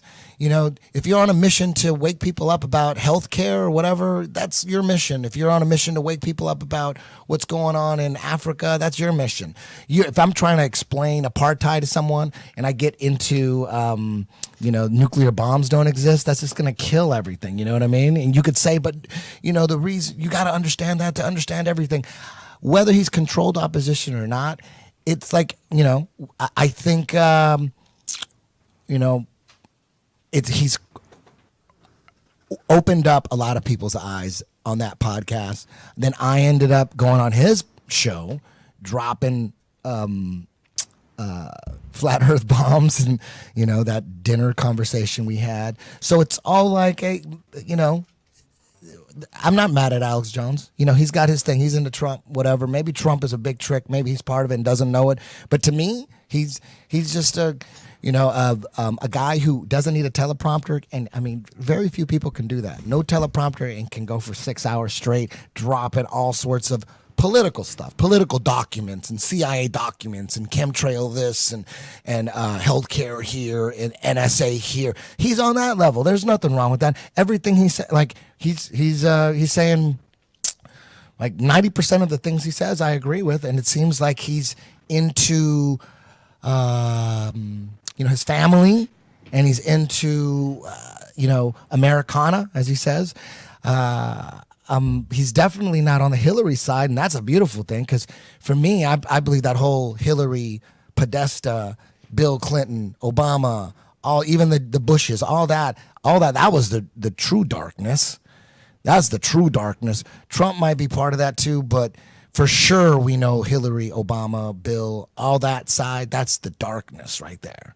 So maybe Trump is part of it. Maybe we got fooled. Maybe they had him team up with Alex Jones to take the propaganda up another notch. You know what I mean? That's because if I was in the Illuminati, that would be my idea. I go, dude, the next president, we got to get him into Alex Jones. We got to get him into conspiracy theories. People go, oh shit, he's the truth, right? It would have to be something like that. We'd have to go high level sophistication, because Obama kind of did that, because when he was running for office, he had posters of Che Guevara like behind him. So people were thinking, oh man, he's all about, true revolution. This guy's the man. And people were believing, and he's such a good speaker. And Obama, and then, plus he was black, and people were like, hope, oh shit, and then once he gets in, you're like, oh my God, he's just part of the whole program. And maybe we'll find that out about Trump too, but I don't know. Trump looked at CNN and said, you're fake news. And then he said, you're very fake news. I like that. Because we know CNN is 100% propaganda, right? CIA? They know you like that. That's why he's saying it. Like I said, it's all the rhetoric. It's the updated version. Oh, that's falling apart. Yeah, that's what I'm thinking. That would be the most sophisticated thing they could do, is have a president who's in the middle of waking up to conspiracy theories. Holy shit, right? You think that's what it is? Absolutely. Alex will wake up to this eventually once he can't not wake up to it anymore. He can delete your videos now and pretend that he doesn't know who Eric Dubay is and all this. He's not going to be able to do that for long. And soon everyone's going to come in and they're going to be saying like they knew all along and they're not part of it. They weren't part of the people hiding it. Yeah. No, you think you could actually? You think the masses will ever? You think it is growing at a tremendous pace, the flat Earth movement. That is pretty incredible. I think the flat Earth is just one part of many things, and I think really there's no president that's going to change the world for the better. Nobody's going to come in here and be like, let's make this a better place. That was JFK, and he wasn't here for long. So I think now it has to be, everybody has to understand that we are all here together. We are all working together, and we can change the world ourselves. Nobody's going to come in and just make the world the way you want it to be. It's the same way. It's like I own a company and I want to hire somebody and then just expect that them, when I hire them, that they're going to do the perfect job. It's like, no, the people, you need to work every day. The people need to all be on the same page. And if something needs to change, you need to change it. You can't expect somebody else is going to come in here and save the day. Nobody can save the day. If we want something done, if we want something, we need it. We need to go get it. We need to do it. We need to organize. Eric, what about satellites? Absolutely. People are like, what about satellites? I see satellites up in the air. Like, what do you? To me, it would be impossible to see a satellite if they're about the size of a bus and they're like 100,000 feet in the air, and A lot further than that. And then a plane, a plane, a 747 is way bigger than a satellite. But let's just say that a satellite is the size of a 747 jet. At 30,000 feet, you can barely see it. It's a speck at 30,000 feet. Now you're talking over 100,000 feet or whatever it is. What is it, like 100 miles in the air? They're supposed to be floating around, these satellites. There's no way you're going to be able to see that. So when people say, "Oh, I see satellites," you could see them in the air. I'm like, do the math. The science is, you could barely see a 747 at 30,000 feet. That's the science. You're going to see a satellite the size of a bus, a couple miles in the air, whatever it is, right? Right. No, there's no satellites. The closest ones, they say, are 100 miles, and there's ones they say are 200 to 400 miles away. And like you said, no, you can't see a bus from 100 miles away. Not only that, but the place in the atmosphere they say they are is supposedly so hot that all of the elements the satellites are made of have melting points much lower than that, so the satellites would totally melt. Beyond that, none of the pictures, you look at satellite pictures on NASA, you can't find a single image that isn't a cartoon. They're obviously all fake images. There's no real image of a satellite. And from your own experience, you know that no matter how high you go up, there isn't some magic mystery point where you can just go up, up, up, and suddenly you start floating. Like they say that satellites, astronauts, and the ISS is able to do. They say that the Earth and the atmosphere are constantly spinning. So the higher up you go in the atmosphere, the higher the rate of spin, so that where the ISS is, the atmosphere is actually spinning at 17,500 miles per hour. When you see those images of them like they're out in outer space in the stillness doing their little slow motion movements underwater, they say that they're actually moving at 17,000 miles per hour. And then they say that the atmosphere continues to go faster and faster to some unknown point where they won't tell us because it would collapse the whole nonsense if they did. But at some unknown point, the spinning, progressively faster spinning atmosphere gives way to non-spinning vacuum space, non-atmosphere. So there's like a point where you just pop out, and instead of coming right back down to Earth like everyone else, a skydiver, anyone else that's ever tried to go high up, there's this point, and then you float out and you're in a vacuum. And somehow they say a vacuum, a negative pressure system, can exist adjacent to a positive pressure system, an atmosphere, without a solid barrier in between. You know, that's impossible too. If you've got a spray can of deodorant, the only reason it's in there is because it's got a solid barrier separating it from the atmosphere outside of the can from the different pressure system that's on the inside of the can. And if you break it open, then they equalize, and there you go. And so if we actually had a vacuum of space and an spinning atmosphere around our planet the way that they say they would, the vacuum seal would be broken, and there is no way that there could be some mystery point like that. And they claim that their rockets are in the vacuum space, and the rockets are going to the moon. But if you're in vacuum space and there's no atmosphere for your jet propulsion to go off of, then your shuttle would go 360 degrees like a gyroscope, and you would never go anywhere because you couldn't point any direction because there's no atmosphere to go. Wait, well, what about like direct TV then? Like seriously, like you said, there's no satellites. What about satellite television and satellite weather and satellite radio? Like, That's Yeah, that's how easy it is. You just put the word satellite before it, and everyone believes that that's how it's being done, when in actuality, everything is being done via ground-based towers and wires. All the technology that satellites supposedly do were already done before satellites were supposedly invented by a science fiction Freemason science fiction writer named Arthur C. Clarke. He's the one that postulated satellites, and then within 10 years they really existed, and they're out there now. There's 20,000 of them supposedly out there spinning around the ball Earth, when all the technology that they supposedly do for us is already capable via ground-based technology. All right, towers, wires across the ocean. Yeah, I'm the skeptic here, real quick. When you look at satellite TV and you say it's just going over the air, then explain to me, if it's just going over the air, then the towers that would be feeding it would be underneath the clouds. If that's the case, why on a rainy day when I have satellite television can I not watch my DirecTV? Because they tell me it's because the satellite can't get its signal to me because it's raining and the cumulus clouds are too big.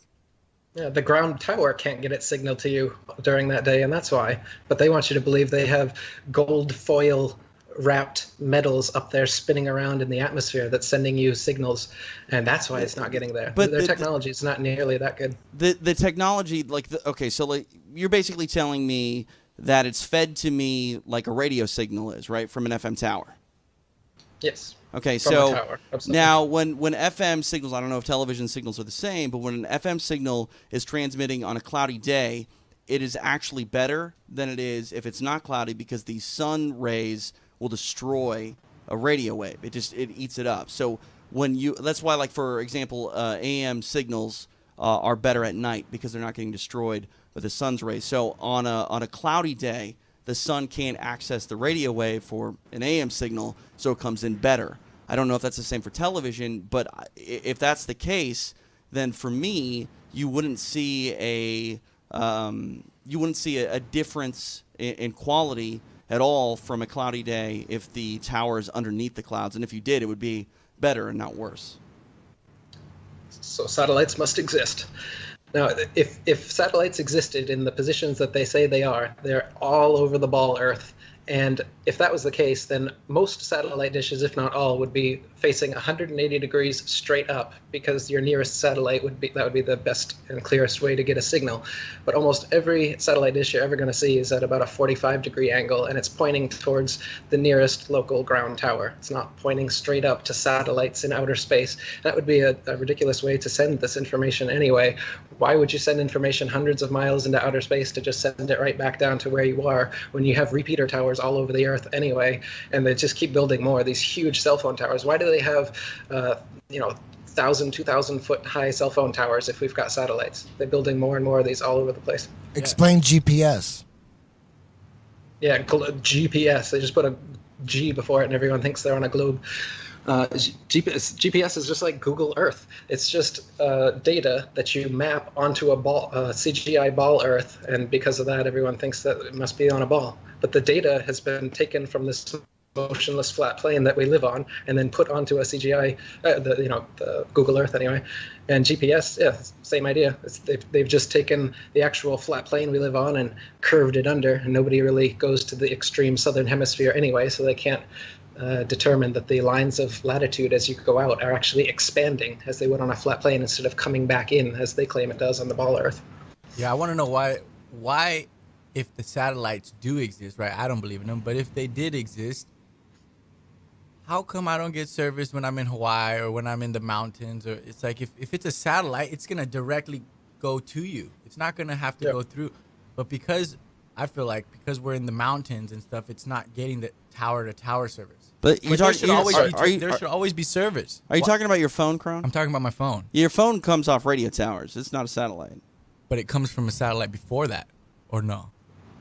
The supposedly satellite phones, and these satellite phones won't work in places like Kazakhstan where they don't have the infrastructure of ground-based towers to actually send the signal. But if there were 20,000 satellites all over the Earth, they would be over you can see the little CGI map they have where the satellites supposedly are, and there is one over every single point on the Earth. So every satellite dish should be facing straight up 180 degrees if that's what they were actually sending and receiving signal to and from. So what do you think they're doing with the satellites? They're just they're asking Congress for money for these satellites. They're blowing it up, and the congressmen think they're doing something noble. They're like, yeah, telecommunications, blah, blah, blah. They take the money, they pocket it, they launch a satellite, it falls into the ocean. Like, what do you think's going on? Yeah, that's the same thing the rockets do. Yeah, more ways to swindle your money. Rockets don't go up, up, up, and then pop into the vacuum of outer space like they say they do. You can watch any rocket launch you want to, and you're going to see a parabolic curve, just like anything that you try to shoot up in a straight line. It's not going to infinitely go up and then start to float somewhere. It comes back down, and it makes a parabolic arc. And, of course, all of their rockets do so, and they have to give an excuse for it. And they say that they're going over the curve of the ball Earth. But really, they're just shooting rockets into the ocean and then retrieving them. And you can see them doing that. You think that there's any picture of a rocket's the same. You think there's satellites and stuff up in the air that are not outside the dome, that are just inside floating up there, like the space station and stuff like that? Again, the word dome means that we have found that there is some sort of solid barrier out there beyond the Antarctic icing covering us, which we have not found. So I don't know that there's a dome. I don't know that there's a barrier, an edge, or if we live on an infinite plane. So I wouldn't say anything about a dome. All I know is that the Earth is flat and motionless, and they won't allow us to explore Antarctica, so we don't know how the flat, motionless Earth ends, whether there is an edge, a barrier like a dome, or if it's an infinite plane, or if there's other puddles beyond here. Or it's open to speculation right now because they won't let us independently explore it. But what I don't like is a lot of these flat Earth researchers who are coming into this now, some are more genuine than others. A lot of them will say that it's definitely an infinite plane, and they'll name their channel after it. Or they'll say it's definitely a dome, and their whole channel will be about being in an enclosed system, when neither of these people have any evidence that it's either. And so it's disingenuous to state as fact that we live under a dome or that it's an infinite plane or anything like this. And of course, this is what I expected when I started breaking this flat Earth information. They're not just going to let me do this. They're going to bring in their gatekeepers, like Alex Jones and like the others. They've got smaller gatekeepers for the flat Earth that they've brought in to distort the message. And they give fake flat Earth arguments, hoping that you'll reach them before you reach someone like me. And then you'll hear their stupid arguments saying that gravity's real, but the flat Earth disk is constantly rising, and that's what causes us to, things to fall.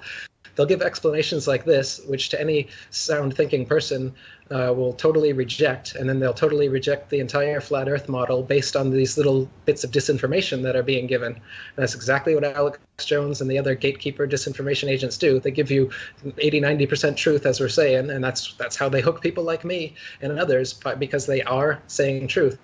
But then at the same time, they're feeding you a bunch of lies, and they're trying to take you off course. And the Flat Earth movement is no different. It's absolutely full of shills and gatekeepers and controlled opposition, giving you different maps and models. There's a square Earth. There's a heart-shaped flat Earth. They've got all this crap that they're coming up with, and it's to try and corral the movement so that you don't find genuine researchers first. You're talking about, well, Alex is the biggest podcast ever. He woke up new people. Yeah, that's the point. He's a honeypot. They want to bring you into his version of reality. They don't want you to come to someone like me or other genuine people who have gone much further down the rabbit hole. They need to gatekeep you and stop you there. So they tell you the true information to corral you, and then they have their limit that they won't go beyond, which it's completely obvious where Alex's limit is, and you've experienced it yourself, and you'll continue to experience it as this goes on. But who are people we shouldn't listen to as far as flat Earth, in your opinion? Who are the shills? Who are the most obvious ones? Can you say, or will you get sued? What I'll say is we keep really good track of them on IFERS, the International Flat Earth Research Society. We have a group of people, and we keep track of what the various flat earthers are claiming, and then we write it down on the forum so people can see for themselves who is saying what, and you can do experiments for yourself to figure out what's reality and what's disinformation. And the more disinformation these people speak, the more suspicious we are of them, and the more likely we would be to call them a gatekeeper or shill or anything like this. So if you go to ifers.123.st, there's a whole section on there just for that, showing people that we think are genuine and not so genuine based on the information that they've been giving. What about, okay, you don't want to drop any shill names, but what about guys that we can trust, in your opinion? Who are some names? Same thing. You can't say? we keep, I mean, anything that's on there are people and videos and information that we've found reliable. So if you go to IFERS, all the people that are on there, all their videos that we recommend there, you'll find a bunch of different and there's more popping up all the time, which is great, which is what I want, by the way. I don't want to be the flat earth figurehead, and I don't want these other disinformation agents to come in and take it over either. What I want is a grassroots movement of just all these little channels, just normal people doing your own experiments, making your own flat earth videos, and that way we'll be able to counteract these figureheads that are popping up. They're having their own shill conference, I call it, Shillfest 2017 in North Carolina, and all of their main disinformation flat earth people are all speaking at that, and they're turning it into this big money grab event where it's really expensive for tickets, and they're selling all these items and turning it into this like flat earth franchise or whatever, and all the heroes, they even have like special tickets you can buy to have like private time with some of these people. It's ridiculous. So they're trying to turn it into this circus of disinformation agents, and myself and others have exposed that on IFERS. So I recommend they go to IFERS. You'll find both who's genuine and the genuine information, and you'll see who are disinformation agents and why, and what kind of things they're saying and why we suspect them to be disingenuous. Now, a little off topic here. Another conspiracy theory that's blowing my mind is nuclear bombs, and the timeline of when they were theorized and then when they actually complete. I mean, because it was a theory at first, right? The theory was something like this: man, if we could split an atom, it'll cause critical mass, and the explosion will be, like 1,000 times greater than a regular bomb. If we could just split that atom inside of a bomb, it'll cause a chain reaction, critical mass, and it was a theory for a long time. And they put a lot of money into it. The Manhattan Project, thousands of scientists trying to figure out a way to split that atom. They were working on it, and it seems like they never figured it out, right? Well, the nuclear hoax is very similar to the Ball Earth hoax in that the way to break it down will be to actually look at the footage. And when you look at the footage, you're going to find all these anomalies that show that the footage of most nuclear bombs are fake. And then the footage that is real has actually been done using TNT, non-nuclear explosion. When everyone is brought up looking at those nuclear. Yeah, it was about the nuclear. Those nuclear bombs going off, and you see like some kind of hurricane red radiation wind sweeping through like a town and taking down buildings and shit. And doesn't it seem like it's fake looking back at it now? Like, who's filming that? Yeah, Someone how filmed? come the camera didn't get destroyed? Exactly. Who filmed that? It looks like, and then you find out about, I don't know if you know about this, Eric, you probably do, but Lookout Mountain Laboratories in Hollywood. It's back in the 50s, top secret Air Force intelligence base. It was a movie studio right in Laurel Canyon, right there in Hollywood, a movie studio that was way more advanced than any other movie studio. It was the highest, it was the best movie studio on the planet. And it was top secret, and they said that's where they edited nuclear bomb footage. And like, why would you need some top secret? I guess the top secret thing because of nuclear, but why would you need this super sophisticated movie studio to do that? And then it got declassified like in the 90s, and then it came out. Yeah, this was a top secret Air Force intelligence facility right there in Laurel Canyon, and Jared Leto lives in it now, which is weird. He lives there. He owns it and lives there. And that's where they use this place to edit nuclear bomb footage. Now when you go back and look at that footage, you're like, damn, they made this shit here. It looks fake as fuck, right? Eric? Absolutely. It looks totally fake. You can see the trees being supposedly blown over are clearly models, and then they cut back to an actual forest, and then they go back to the broken model. Like Kron said, you can see that the camera doesn't get blown to smithereens like the bus or the house or whatever it is that the nuclear blast is blasting. And the camera is right there within the blast radius, not more than 100 feet, say, away from it.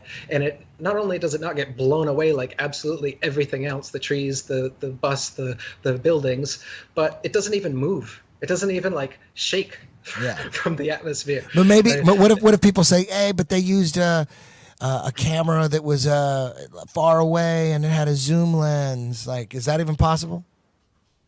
Yeah, no, well, it's not that, because you can see that they're on model sets, and oftentimes the explosion isn't an explosion. They've used some sort of plasma effect, and they've also done effects using filters on the sunrise, and they use a fast-forwarded sunrise with filters, and they call it a nuclear blast on the horizon. They've even done stuff like this. People get mad at the nuclear bomb thing, man. It's just something. Nuclear bombs are just another thing that we have to take some unknown scientist's word for. You know, I mean, I don't know what a nuclear blast looks like. If I see an explosion, how do I know if that's a nuclear bomb or a regular bomb? I mean, looking at a bomb or a missile, you can't tell if it's nuclear or not. I mean, the nuclear bombs, that's something that we got to take someone's word for. Some government scientists, government, aircraft carriers. There's no conspiracy theory that aircraft carriers don't exist. You know, there's no conspiracy theory that tanks don't exist. There's no conspiracy theory that blue whales don't exist, because we don't need to take someone's word for that. But anything that we got to take someone's word for, especially corrupt ass governments, you gotta always be suspicious. Maybe this science coming from the government is true, maybe it's not, but I'm looking at it like these are criminals. And if I could imagine some kind of money trail, I could follow the money in my head. If I could think of it, for sure they have already thought about it. I'm no genius. But if someone explains, like someone could come up to me and say, hey, you know how the government fucks you in this way that I would have never even looked into? And they're like, oh, I wouldn't even doubt it. If the money trail makes sense in my head, and I wouldn't even have to look into it. I'm like, if he was, the odds that, if he's bullshitting about how corrupt the government is in this certain area, I mean, they're still corrupt. Maybe he's wrong about this, but I'm not going to go prove that. I don't know. Would you watch a YouTube video? No, I don't believe that. I believe the government is corrupt in this way and in this way and in that way, but not in that way.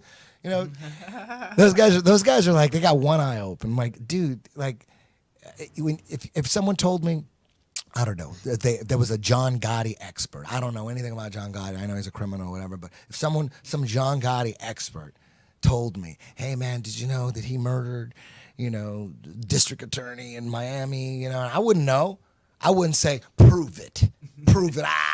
Unless you have proof, like he's a criminal, he probably had something to do with it. I don't really need to look into it. I believe you. You know what I mean? I'm not going to doubt you and question you on a criminal. So that's the way I look at the government. Anytime someone comes at me and goes, oh, you know how the government fucks you in this way? I'm like, I never looked into it, never thought about it, but here, tell me the story. And if it makes sense, I was like, sounds right to me. Eric, you got cut off again. You got cut off with nuclear bombs. With nuclear bombs. With Hiroshima. Nagasaki and Hiroshima are yes. the main things that people talk about, because that's when they were supposedly used. And Hiroshima and Nagasaki were firebombed, just like every other major city in Japan during World War II. And most of the houses were made of wood and paper, so they just burned right to the ground. Now, there's radiation after any explosion. So as you're firebombing, there's going to be radiation, and you can take a Geiger counter to there as they did, and you'd find radiation. But they say that nuclear blasts, first of all, would come from a central point, and then the radius would be outward from there. You don't see that anywhere in Hiroshima and Nagasaki. There's not a central radius, and then everything is not tilting or slowly getting less damaged as you get farther away from that central point. In fact, both cities look just like all Japan's major cities looked after World War II, and they're completely firebombed from side to side, and there was no central point. And they tell us that if it was a nuclear blast, then for thousands of years we wouldn't be able to live there, and there would be so much radiation, people would be dying of cancer, and there'd be mutations. But flowers and plants and trees started regrowing a month after. People came right back to live there a month after. People have been living in Nagasaki and no problem. The idea that nukes were dropped there is, again, the only reason they did those was as a propaganda piece, so that you actually thought that they existed. Why hasn't anyone, supposedly all of these dictators all over the place are getting these nukes and stuff, why hasn't anyone set one off, right? Well, people would say, oh, they don't, they're not stupid. They don't want to destroy the planet. right? Yep, that's what they would say. Yeah, and the crazy thing is there's always it's a great excuse to invade a country. All you got to say is, hey, man, we got some intelligence that says this motherfucker trying to build a bomb. We got to go in there and get those weapons of mass destruction. It's perfect. The fact that You got it. it's So the only two countries left in the world right now that don't have a Rothschild central bank system are Iran and North Korea. And these are the two countries that all you ever hear about is they're building nuclear weapons, they're going to get nukes. Well, what Iran and North Korea really are two independent nations that stuck their middle fingers up to the Rothschild central banking system that controls the entire world right now and won't even allow them in. And so all we get is propaganda about these places so that the public opinion will be swayed against them. And when eventually we have to go in there and create a democracy like we did in Libya and Syria and Iraq and Afghanistan and everywhere else that didn't have a central bank but now does have a central bank, this is the plan. And like I said, there's only a couple countries left, and they have these excuses like nuclear weapon, like they're the world police, and they got to go and protect us from these earth-destroying bombs that they've created. Now, what do you think about North Korea? I mean, of course, I can never remember his name, Hill Jill Song or whatever his name is. Of course, he's an evil dictator, right? Or is he a good guy? Like, I'm confused. Well, it's what's happening is you've got a world system that is trying to, like Kron was saying about South America, and you've got all these rich lands. People should all be wealthy. There's no reason that everyone should be living in slums. The world provides everything for us. Parasites that are sitting on top of us, and they're just siphoning and sucking all of the money and energy out of the population. And so if you get a leader who says, no, I'm not going to allow it. I'm just going to close off our borders, and we're going to take care of our own people. We're going to have our own money system. We're going to have our own food. We're going to do our own shit, everything, and fuck you guys. Then the rest of the world that's on this system says, well, what? That's not okay. We want you to open up to trade. We don't want you to have someone standing against our system.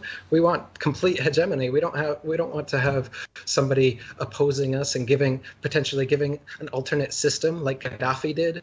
Gaddafi was going to reintroduce the gold standard and was similar to JFK. He was going to bring in a bunch of real currency into the market, and that would have trashed their fake fiat currencies that they're constantly floating and creating out of thin air. And so they had to kill him, just like they kill any dictator and demonize any dictator who's actually trying to help his people.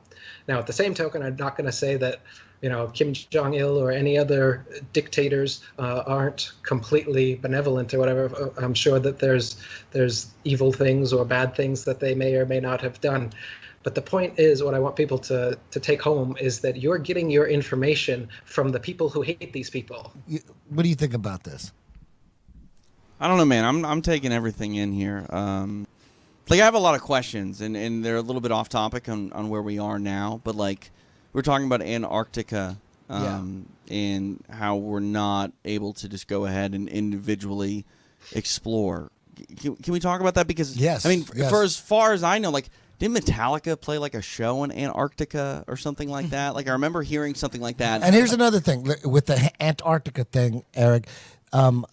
There was a guy, an astrophysicist, I think he was from either Austria or Bulgaria. His name was Auguste Piccard. He was supposedly, in the 50s, the first one to go 100,000 feet in the air in a balloon. Mm-hmm. And he had a little submarine little thing attached to it, and he went up 100,000 feet. And then he apparently said that at that level, the Earth appeared to be a flat plane with upturned edges. What do you know about Auguste Piccard? Yeah, well, he's just saying that at the time, people said that the Earth was a ball, so that the point right below you should be the closest point to you, and the points furthest away should be coming away from you. But what he actually saw was the opposite, where the furthest point from his point of view was right below him, and the horizon on each side of him rose up. So it gives the appearance, of a concavity, so to speak. But what you're really seeing is just a flat plane, and the law of perspective is bringing the ground up to your level. Like I said, if you're actually on a ball, no matter how big that ball was, the horizon wouldn't rise at all. It would stay exactly where it was, and no matter how high you would able to get, you'd have to dip your head further and down to see it. But it's exactly at half of your vision. Half your vision will be sky, half your vision will be ground, because that's the law of perspective. It doesn't matter how high you go, because the earth is flat, and the plane that we live on, the way we see it, is this point perspective, like all art students are taught. It's not a spherical thing that curves away from you. Now talk about Antarctica and the treaty that I think it was 1958 or something, where they made a treaty where no one's allowed to go deep inside. Yeah, that's like we were saying earlier, just after this guy comes back from his military mission to Antarctica, telling everybody that there's untapped resources and all this new land that nobody's ever seen over there. Within a couple of years, the Antarctic Treaty is signed so that no independent exploration of Antarctica is allowed outside of their pre-packaged tour groups, like you were talking about, or their little concert. Yeah, so Metallica or whoever plays a concert in Antarctica, so the Earth is a ball. Again, it's just they're doing these little propaganda pieces to make it seem accessible, to make it seem like this stuff has happened. None of the such has actually happened. Jarl Anderhoy, people who actually try to independently go there, they get caught, fined, put in prison, turn right back around. Rodney Clough is another one.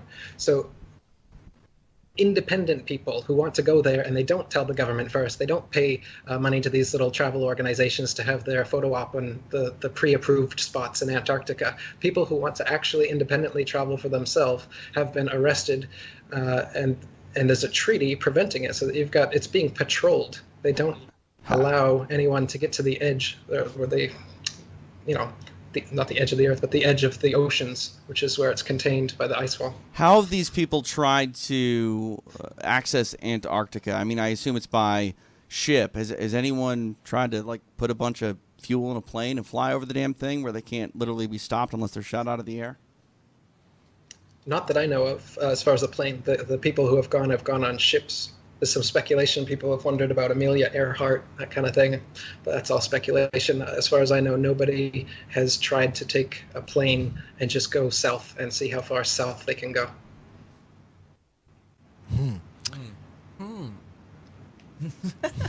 South Pole. Now, man, shit. Boom. I'm convinced.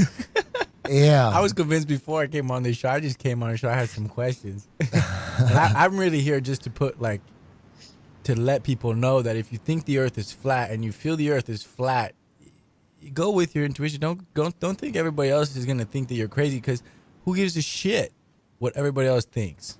Now, what do you say about those guys that say, well, what about all the scientists from all, over the last 100 years, all the astrophysicists, all of them, all the astronomers and all the science and all the great minds, they all believe the earth is round. Not Tesla. Tesla didn't think Tesla that? didn't believe in gravity. Yeah, not Tesla, not Michelson, not Morley, not Sagnac, not a bunch of these non-establishment scientists. They give you their Freemasonic establishment scientists that they promote and the theories that they promote. And then there's many, many, many other scientists with competing alternate theories who never get promoted, who you've never heard of, but who have actually proven, for instance, that the Earth is motionless. You've probably never heard of George Airy or Airy's failure or Sagnac's experiment or Michelson-Morley, but they'll tell you all day about relativity theory, which came because of those conclusive experiments. He didn't come up with any science. There's no science to prove relativity. It's all philosophy. It's just an idea. It's a thought experiment. But actual science, actual experiments like Airy's failure and the Michelson-Morley experiment have been performed to show that the Earth is motionless. But they have, and there's nothing they can do about that. They censor non-establishment science and scientists, and then they promote their Freemasons and their establishment science like Einstein. So you've never heard of Michelson-Morley, Gale, Sagnac, Airy, and their experiments which proved that the Earth is motionless, but you have heard of Einstein, who philosophically said that it's not motionless and that you can't figure out whether it is or not. So they give you their little scientific heroes, and then they censor and suppress all the other scientists who are saying the opposite things.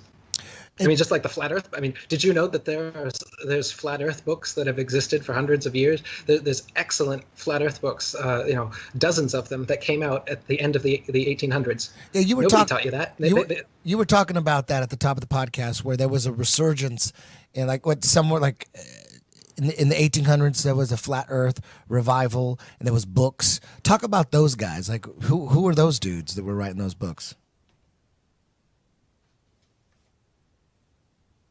The main guy was Samuel Rowbotham, and he just did a bunch of experiments for over 30 years, wrote a bunch of books, and did lectures all over Europe talking about the flat Earth and exposing the heliocentric theory. He wrote a book called Zetetic Astronomy. William Carpenter wrote a book called 100 Proofs the Earth is Not a Globe. What year was that? That was also late 1800s, around 1890s. The Rowbotham book was first published in the 1860s.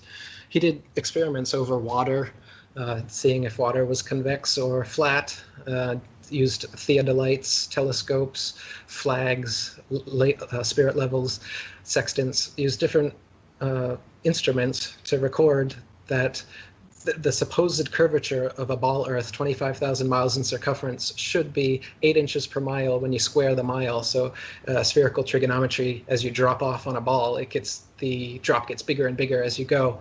So in, say, a 6-mile channel at the Bedford level, where he did some experiments, depending on where you measure the curve from, that would make a 6-foot-high dip in a 6-foot-high peak and 6-foot dips on either end.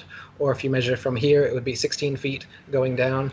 And he did different experiments to show that there's not even an inch of curvature. So, I mean, and there's many experiments that have been done since then to prove that, the curvature would be visible at sea level even. You go to the beach and you see totally flat beach horizon and you think, well, the Earth's just really big. I wouldn't be able to see it. But you can see from the left side of your periphery as far as you can go to the right side of your periphery as far as you can go, which is actually at least twice as far as the horizon is straight in front of you, which they tell you is the curve of the ball Earth. So that's another way you can know that it's not the curve of the ball Earth, because you can see right and left of you twice the distance, and that's not curving away. So how could half that distance supposedly be curving away? TJ, what do you think about this so far? Is he getting you?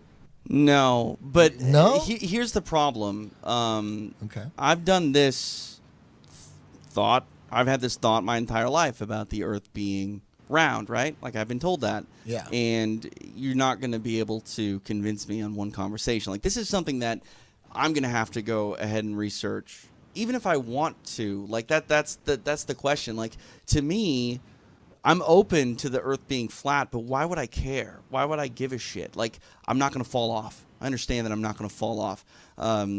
If there is a flat Earth, you guys are telling me that I can't even get to the edge because I can't get to Antarctica, and that's the key to getting to the edge. So as a guy who makes podcasts for a living and is consumed with mixed martial arts, what do I care whether or not the Earth is round or flat? Eric? Well, if you care about truth, then you should absolutely care. And if you care about your existence and humanity's existence, then you should care where we came from and what we're living on. Like I said, it's the biggest lie possible. So when I hear this all the time too, people say, what does it matter if it's flat or a triangle or a square? I don't care what shape the Earth is that I'm living on. What a waste of time. Yeah, it's not about the shape. It's about the lie. It's about the fact that we've been lied to for 500 years and we're still being lied to, and they're fleecing us of money and they're fleecing us of our actual purpose here on Earth and where we come from. Do you think that you came from a big bang explosion accident of matter, and then humanity and consciousness and life just randomly somehow evolved out of that explosion? Is that the cosmology that you've chosen to believe in?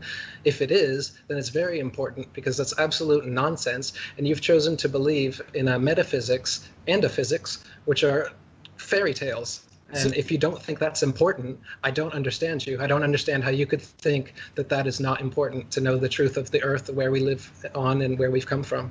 Sure. No, I can understand that. But my thing is this is something that, again, this is all relatively new to me. Like, I haven't put a lot of thought into this, and why would I ever really think about it? Now, you can say it's, oh, you want to know the truth. Sure. And I agree. We've been lied to about a lot of things over the years. Is it chemtrails? Is it the Earth being flat? Is it yeah, all sorts of conspiracy theories for sure. Like those are interesting to me. I don't mind looking into them and having those conversations. I'm just curious when it comes to this, like, again, how does it affect me? Sure, globally, in the grand scheme of things, why am I here? How did I get here? Yes, I understand questioning those things. I mean, it's the same thing as religion. You can have that same sort of internal questioning. And I think, for the most part, if you just look at religion, I think a lot of people change their ideas on religion over their lives. You know, I think a lot of people that are atheists, for example, are atheists young, but as they get closer to death, all of a sudden they start to think a little bit more about, okay, maybe there is an afterlife. Probably because they're closer to death and they want there to be a continuation of life. So they're more open to the idea. I'm again, this flat Earth stuff is relatively new to me. I'm curious about the solar system. What does this mean for the solar system that I believe in? Is the moon not a round ball? Sure looks like it in the sky. Is Saturn, Jupiter, Mars, all of that stuff? Is that, you know, It's all a lie, buddy. It took me a while too. Maybe it is. Maybe it is. But Eric, there's a documentary called The Principle. Have you seen this? Another controlled opposition. Yes. Oh really? Because in that documentary, they talked about the cosmic microwave background. It's like a snapshot of the universe, and they did it once in 2006, and then they did it again, I think, 2013. And it basically said that the stars are rotating around us, and we are the center of the universe, according to their science. So you think that's controlled opposition? What do you think that's about? Yeah, what you just said is true. Just like all controlled opposition, they have to mix in the truth with the lies. So their version of the truth is that we live in a geocentric system, which is true, but it's a geocentric ball Earth, spinning ball Earth. So they're just, again, what a gatekeeper does.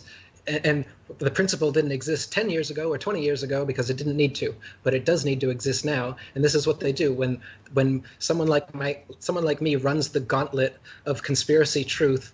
They have to set up the gatekeepers to corral people to not continue on and go as far as someone like me goes with it. So with the principle, they know that people have been talking about geocentrism and flat Earth, so they whipped up a documentary saying that, oh yeah, it is geocentric, but it's a spinning ball. So don't stick on the spinning ball. The moon landing is real. We've been to Mars. There's billions upon billions of planets. The solar system, all that's real. But the Earth is the middle part, not the sun. That's it. That's all the whole friggin' documentary is about, is they want to change your little perspective from the sun-centered to the earth-centered cosmology, all the while not talking at all about the fact that we're on a flat, motionless plane here and everything is revolving over and around us. They keep you with their space balls. So it's just yet another spaceball documentary where they give you a little bit of truth, geocentrism, and then feed you the usual pack of lies, the whole solar system, Big Bang, evolution, nonsense. Well, for me, it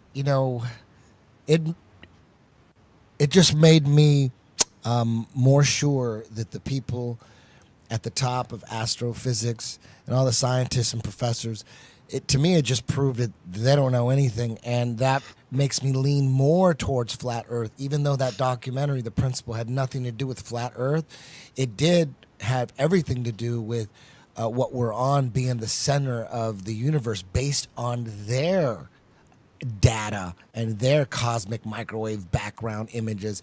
I mean, mainstream science is saying we are the center. They didn't say that we're the flat Earth, but I took that as, oh shit, there's more evidence and that the Earth could be a flat plane based on that. So I think that controlled opposition thing, I don't think it's working. I think it's making people more open to the possibilities that we are living on a flat plane. Do you understand what I'm saying? I hear you, but imagine if they went to my documentary instead of the Principle documentary. I'm not able to make as high quality a documentary as these people are. I don't have the distribution that these people do, but I do have the truthier truth than these people do. They're just taking you a little bit, and then they're packaging it so well that you think, oh, this must be what it is. Just like Alex Jones. They want you, they're giving you your figureheads so that you don't get all the way.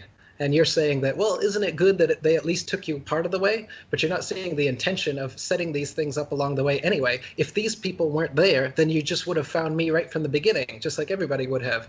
If they didn't set up gatekeepers with half-truths, you'd obviously find the real truth right away. And the real truth shines so bright that eventually you guys find me anyway, or you find other genuine researchers who are talking the truth. And then you see someone like Alex Jones who says that the Jews have no involvement in the world conspiracy whatsoever. We've been to the moon. The earth isn't flat. Hang up the phone. Eddie Bravo, we're good friends. Let's come on the show, but then I'm going to censor you. I'll put your video up and then I'll take it down and then I'll pretend that I'm for the truth, but my audience just doesn't. My audience likes bone broth, Eddie. My audience doesn't like truth. My audience can't handle, right? They can handle the ridiculousness that Alex Jones spits all day long, but they can't handle that the earth might be flat, right? All the other crap that he talks about, that's fine, but the flat earth, all my ratings would go down. People wouldn't believe me. Bullshit. Nobody knew who I was before the flat earth. I've been doing this for years. I wrote many books before I wrote about the flat earth. Nobody knew about me. People know about me now because I'm one of the only people actually legit talking about this truth without bringing in a bunch of nonsense like the other shills do. And so when these controlled opposition gatekeepers come up and people are like, well, isn't it good? I mean, I saw him first. Like, if I didn't see him, maybe I wouldn't have gotten to you. No, you would have gotten to me right away. You would have gotten to the genuine people right away if the disingenuous people weren't set up there to corral you beforehand. It's sophisticated, man. And of course, Trump and Alex Jones are part of it. I'm not gonna lie. When I the first thing I saw on flat Earth was like I was looking through my thing and like something came up about flat Earth, and I watched it and it was just completely making jokes about it, And I was like, oh well, that was kind of like a letdown. I thought I was gonna get into something pretty crazy here, and then it was all bullshit. It was all like just talking shit about it, and I was like, oh well. And then I was like, wait a minute, let me do a little bit more searching here, and. And then I did. Same thing, man. I searched Same for a thing while, happened to me. and then I got to you, right? But at first, I was like, I'm gonna find something here, and it was like completely like everybody talks about flat Earth. It's like you're ridiculous, ridiculous motherfucker. Look at us. Yeah, We're man. over here walking on a fucking planet across- spinning. Yeah, I came across the Flat Earth Society website first when I started looking into Flat Earth, and they are of obvious controlled opposition with their arguments like the Flat Earth constantly rising to account for gravity, and that turned me off from it. So it did the exact opposite of what Eddie is saying controlled opposition does, and it did exactly what controlled opposition wants to do, which is turn you off from the subject. I thought that is the most ridiculous thing ever. I'm not going to bother waste my time with the flat earth anymore. So I went away from the subject for almost a year because I met one of their controlled opposition disinformation sites first. You mean the Flat Earth Society? Is that what you're talking about? Yes, the original Flat Earth Society was called the International Flat Earth Research Society, IFRS, which is what I restarted, and I'm the non-official president of that because I called myself the president. I restarted it. It existed before the Flat Earth Society, 13 years before it did. The Flat Earth Society came up as a controlled opposition group because IFRS was being so successful in spreading the Flat Earth truth. So they came up with this other Flat Earth Society, and because it had the Mason money behind it, this guy was on TV all the time bringing a rock saying, I just went to the edge of our flat earth and I almost fell over, but I was saved by this rock. I'm the president of the Flat Earth Society. And he makes the whole thing look ridiculous, just like David Icke and Alex Jones screaming and talking about reptiles. They make that look ridiculous. So they have the way to prevent these truths from coming out is you have to set your gatekeepers up to say a bunch of nonsense and a bunch of good stuff to corral everybody so that nobody gets to the real information, like happened to me. I was turned off from the flat earth because I found that shit first, and then eventually I found the old 1800s books, which was not controlled opposition. These are written by legitimate everyday guys doing experiments, and that's what brought me back to it. And this is what I'm saying. If all that was available for flat earth content on the internet was genuine people like this, everyday guys doing experiments, it would be faster than it is right now. The flat earth movement has been slowed down by these people, not heightened by them. All right, so Go go ahead. James, what do you think? What do you think? Get on the mic. First of all, I need everybody that has a mic say this is not done to enslave the blacks. Because I can see all my friends listening and looking at this saying, those white boys crazy. They just trying to enslave us. Really, like flat Earth is to enslave black people? That's No, what they're gonna say. You think so? I think Who's that- gonna say that? Your friends? Yes. You have friends that are gonna say it's all a black That's gonna thing. be the first thing they say. Those white boys crazy. They just told us all that so they can enslave us again. That told us the globe model or the flat Earth model. Everything you're saying. Okay. Because they think it's so like pulling the rug from their beliefs. So you think black people would the black people you know would most likely believe in the flat Earth or the ball Earth? What do you think now? Now that all this They're is out, going to look at you guys, and it's like pulling the rug from everything they've been taught. And they go, I'm not white. Well, Yeah, I'm not you're white, not too. dark skinned. I'm Mexican, man. I'm We're darker so than not I white. didn't say my Mexican friend. Okay. I said my black. Okay. No. So now, what do you think? What do you, based on everything you've listened to? What do you think? You're a Christian man. Because you're I'm trying. Well, you're a God fearing Christian. Christianized. Yeah. We have because- Christians believe Well, hardcore Christians believe yeah. the Earth is flat, right? I would think so if they actually look at Genesis and go, oh, wait, all land, then water came and separated everything. Okay. Okay. So what do you think? Interesting. You think Eric Dubay's onto something? That's the first thing. Remember, you gave me his name. That's the first thing I went to.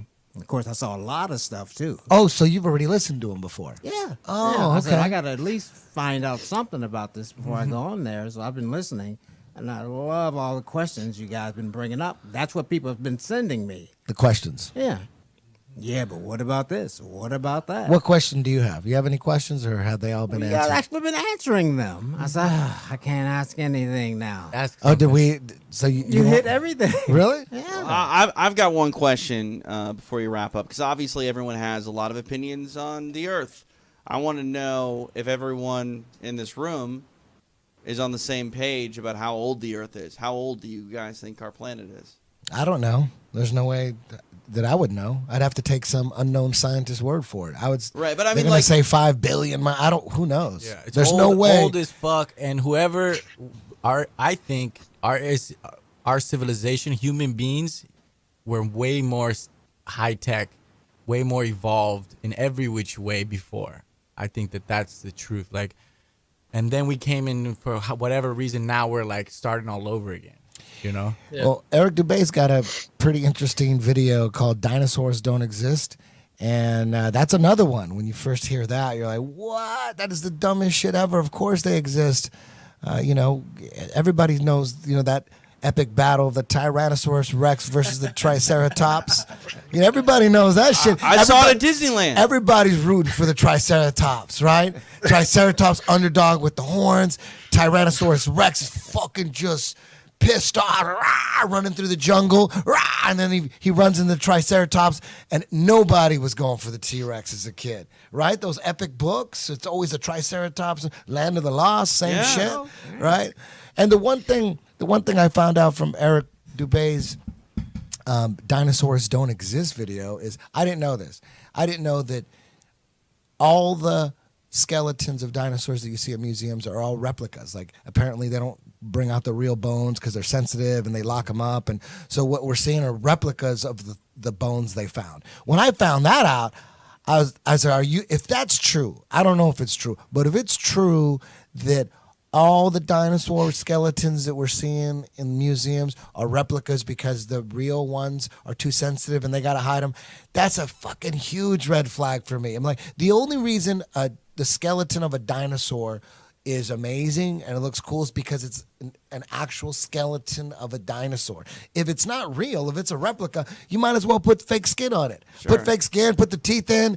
Why are we looking at a fake skeleton? Well, for it to be a replica, it has to be real. Otherwise, it's just fake. Yeah, So- but it's only cool if it's real. Right? No, I it's agree. It's never with you. cool if it's replica. I agree with you, but like, so for example, I brought this up to my wife the other day, and she's like, "Yeah, but in high school, I went to an archaeological dig site and we saw them brushing the dirt off of the bones. It was in Omaha or something like that. So Now, how do we know they're not? Right. Because they're finding shark teeth in Wyoming or whatever, Montana. How do we know they're not finding giant blue whales in Utah? And they're thinking, oh shit, there's no way this could be. They're not even thinking like in the 1800s. You know, when you look at the timeline of when dinosaurs were discovered and all these guys discovering bones, and there's all the fraud and the scamming that was going on. There was our dinosaur bones that we grew up seeing in museums. There's a lot of history of scamming and fraud. When you look into it, you're like, oh man. So Eric, there's fraud in everything, though, yes. right, Eddie? Like yeah, anything. but when it comes to something that we can't verify for ourselves, these bones existed what, millions and millions of years ago. How do we know? Again, it's some shit we got to take their word for. We can't. It's another thing. So Eric, can you give us a rundown on the dinosaur hoax? Yeah, I want to know about that one too, because I don't know anything about that. No, you never heard I that? never Yeah, got he's that. all over dinosaurs. Get in it. Get in it. Well, it's like Eddie said before, they want you to think that being smart is to regurgitate whatever information they've fed you and to be able to repeat that on command, and that's what a smart person is.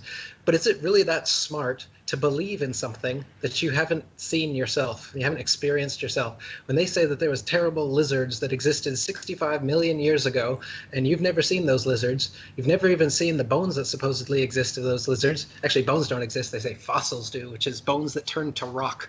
So if they ever did come out and try to show you a real bone, they would say this rock is a fossil and this fossil is a bone and this bone was a dinosaur. There's the proof. But they don't even show you that. They give you cast replicas that they show you in the museums. So it's not a smart thing for you to think that nuclear weapons exist just because you've been told they do when you can't confirm it yourself, or that the Earth is a spinning ball just because they told you and you can't confirm it for yourself, or that we've gone to the moon, or many other things that we talk about here. All we're doing is being skeptical. The very thing that the scientific establishment talks about, the Skeptic Society and Randy, what's his name, and all, the Penn and whatever, Gillette, what's their name? They got all these people, bullshit. They got these things set up, and they call themselves skeptics. And then they have Mythbusters or whatever, and then they show, oh look, we're skeptical of the moon landings, so we set up some experiment and we prove that moon landings are real. We heard about flat earthers, so we set up an experiment, and now flat earthers have been debunked. And this is what passes for skepticism in today's society. The Mythbusters and all these other people I'm talking about, these shows and these people that they call skeptics are the mainstream establishment people regurgitating everything the mainstream scientific establishment tells you, and they say we're being skeptical. I am skeptical. Eddie Bravo is skeptical. We just don't believe any old bullshit that somebody tells us because it was in a textbook and some scientist with a white lab coat said it was there 65 million years ago. We just have that little disconnect where we say, I'm going to be skeptical. I'm going to say, maybe they existed, maybe they didn't. But I'm not going to say, oh, of course dinosaurs existed, you fucking retard. Are you kidding me? Everybody knows the Earth's a spinning ball.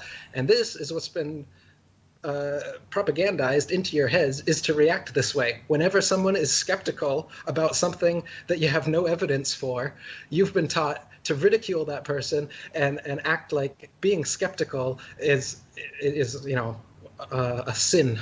And so mine just began with that, my skepticism of the dinosaurs. And then I looked into the actual history of it. That's ridiculous. Nobody had ever discovered a dinosaur until the mid-1800s, when Darwin's grandfather and Darwin himself were coming out with their evolution bullshit.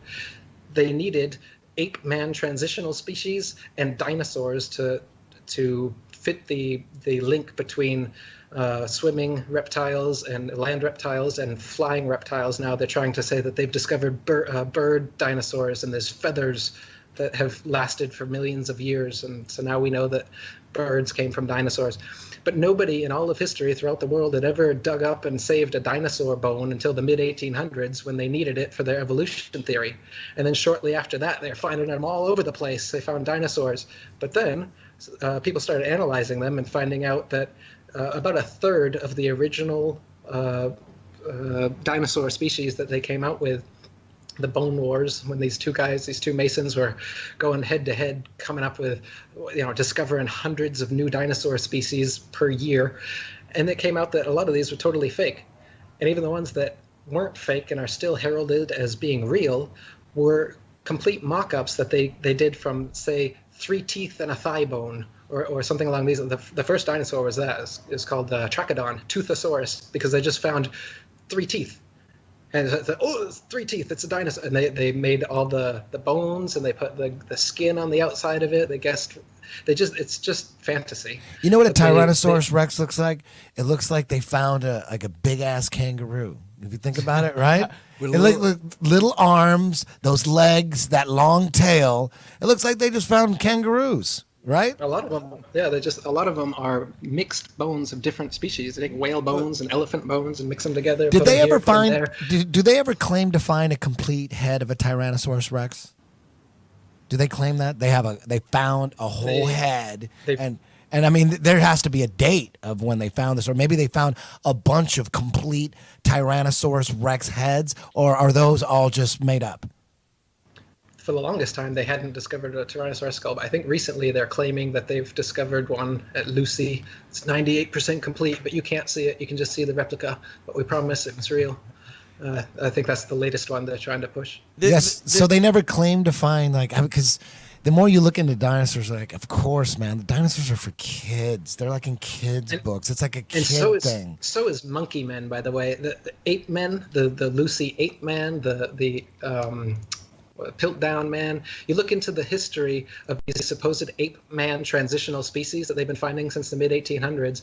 Every single one of them has been debunked, including Lucy, which is one of the latest ones. They just take a bunch of human bones and ape bones, mix them together, and they say, look, it's a Neanderthal, it's a this, it's a that, it's a Cro-Magnon. They come up with different classifications for them, and then put them on a little thing that you've all seen since you're 5 years old, a little monkey, and then you, and a bunch of nonsense in between. There's a million questions that I got going through my head right now. Go for it. But I'm looking at YouTube, and some people chatting bring up some good points. And Eric a moment ago said that questioning things is like a sin. You're sort of chastised for it.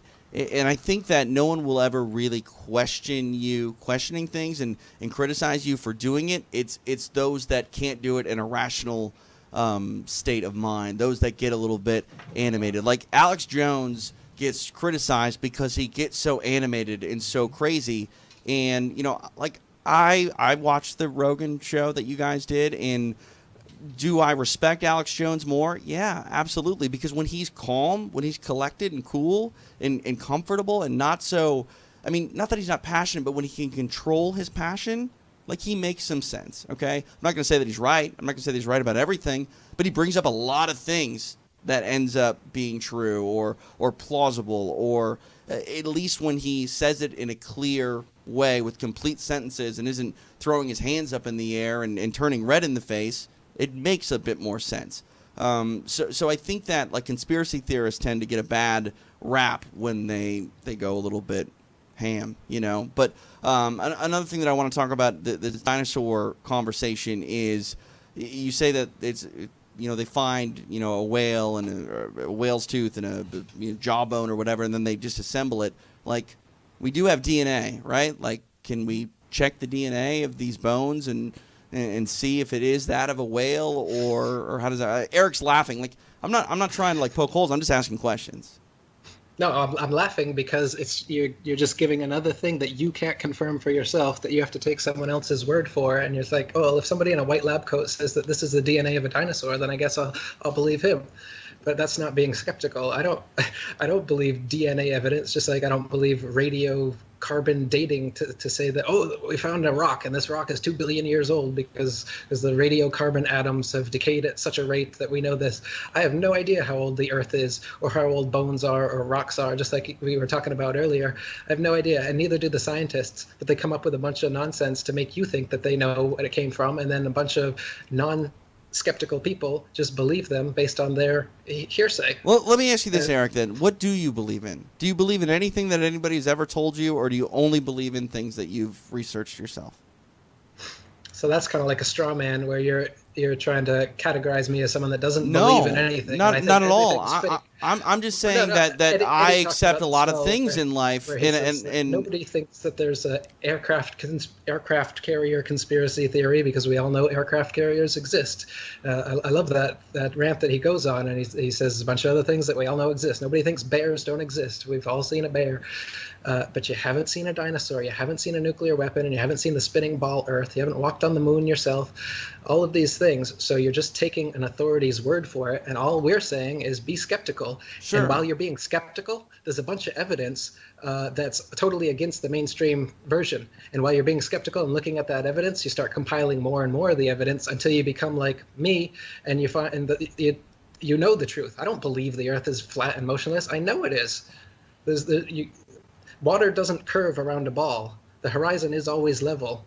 Shapes don't conform to the water doesn't conform to the exterior of shapes. A negative and positive pressure system can't exist side by side without a barrier in between them. Rivers only flow downhill, but on a globe they'd be flowing in all directions. I can get, like I said, 200 proofs Earth is not a spinning ball, and that's just 200. I came up with 200 because William Carpenter came up with 100 in the 1800s, and I wanted to double it. I could come up with 400 if you gave me enough time and incentive. People are doing it right now. There's new flat Earth proofs coming up all the time because it's actual, observable, testable, Right. repeatable, natural science that we can do ourselves. The kind of science, in quotes, that you're getting from these figureheads is not observable, testable, repeatable, natural science that you can do yourself. It's stuff that they claim that only they can do with a Hubble telescope. Only we can take CGI images of fake planets with our Hubble telescope. You can't. But you can take a regular telescope and you can see that the images they give you are complete nonsense cartoons, and what it actually looks like is, pulsating lights in the sky, as we were talking about earlier. right. I'm not trying to like challenge you. I'm serious in my questioning. Like, what do you choose to believe without doing research yourself on, and what don't you? Like, I mean, I've never met anyone with tuberculosis, but I believe that tuberculosis is real. Like, where do you draw the line on, like, okay, I'm going to go ahead and investigate this, or I'm not going to go ahead and investigate this? Condemnation without investigation is the height of ignorance, said one Jew shill. And I think that, Einstein was right about that. I don't believe in anything, but I do investigate everything, and I'm skeptical. I don't just take things at face value or take somebody's word for it. I want to know for myself. And if I can't know for myself, then I will happily be in the place of not knowing, like I said about the dome or the infinite plane, for instance. I don't know, but you got a lot of people out there that need to know, that they're used to knowing answers for everything. NASA told them all the answers, or the Bible told them answers, or whatever it is, and they need to have some authority figure telling them answers, and they're going to believe that, and that makes them feel safe. But me, I'm the opposite, where I like to be skeptical, and I like to think, I don't know, and I don't think you know either. And I'm just going to be in that skeptical spot. And that's what's brought me to where I am here, where I got people asking me, why don't you believe in nuclear weapons and dinosaurs and the baller? Well, I've just been doing this thing where I don't believe whatever people tell me for a long time, and I test it for myself, and I try to figure out what I can know personally from experience for myself. And this is where I'm at right now. And I think everybody would be better off if they did that instead of just believing some authority figure that tells you you're on a spinning ball that was exploded out of a big bang and you're a monkey man that evolved. It's ridiculous, and it's obvious why they're doing it. They want you to think you're a monkey, a purposeless accident that comes from nothing. Think about it, while they steal $50 million of your tax money every day. The motive is obvious. Now, my distrust for society and started when I was brought up Catholic, hardcore Catholic. I was altar boy. I was like, man, I'm going to heaven. My life sucked. My stepdad was a fucking Going to heaven. an asshole, and I'm like, I just want to go to heaven. I want to get out of this life.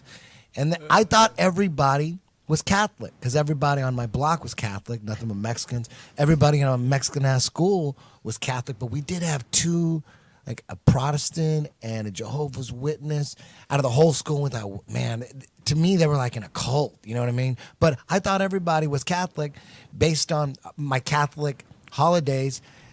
You'd see them on TV. There'd be different strokes, and it'd be the Christmas special or Three's Company, the Halloween special. And it seemed like everybody was Catholic to me. And then at like 11 or 12, I start finding out that there's all these different religions and Catholicism. Not everyone's a Catholic, and there's Jews and there's Muslims and there's all these. And right away, I thought, okay, who's right? How do we know we're right? How do we know it? So right away, I just became an atheist.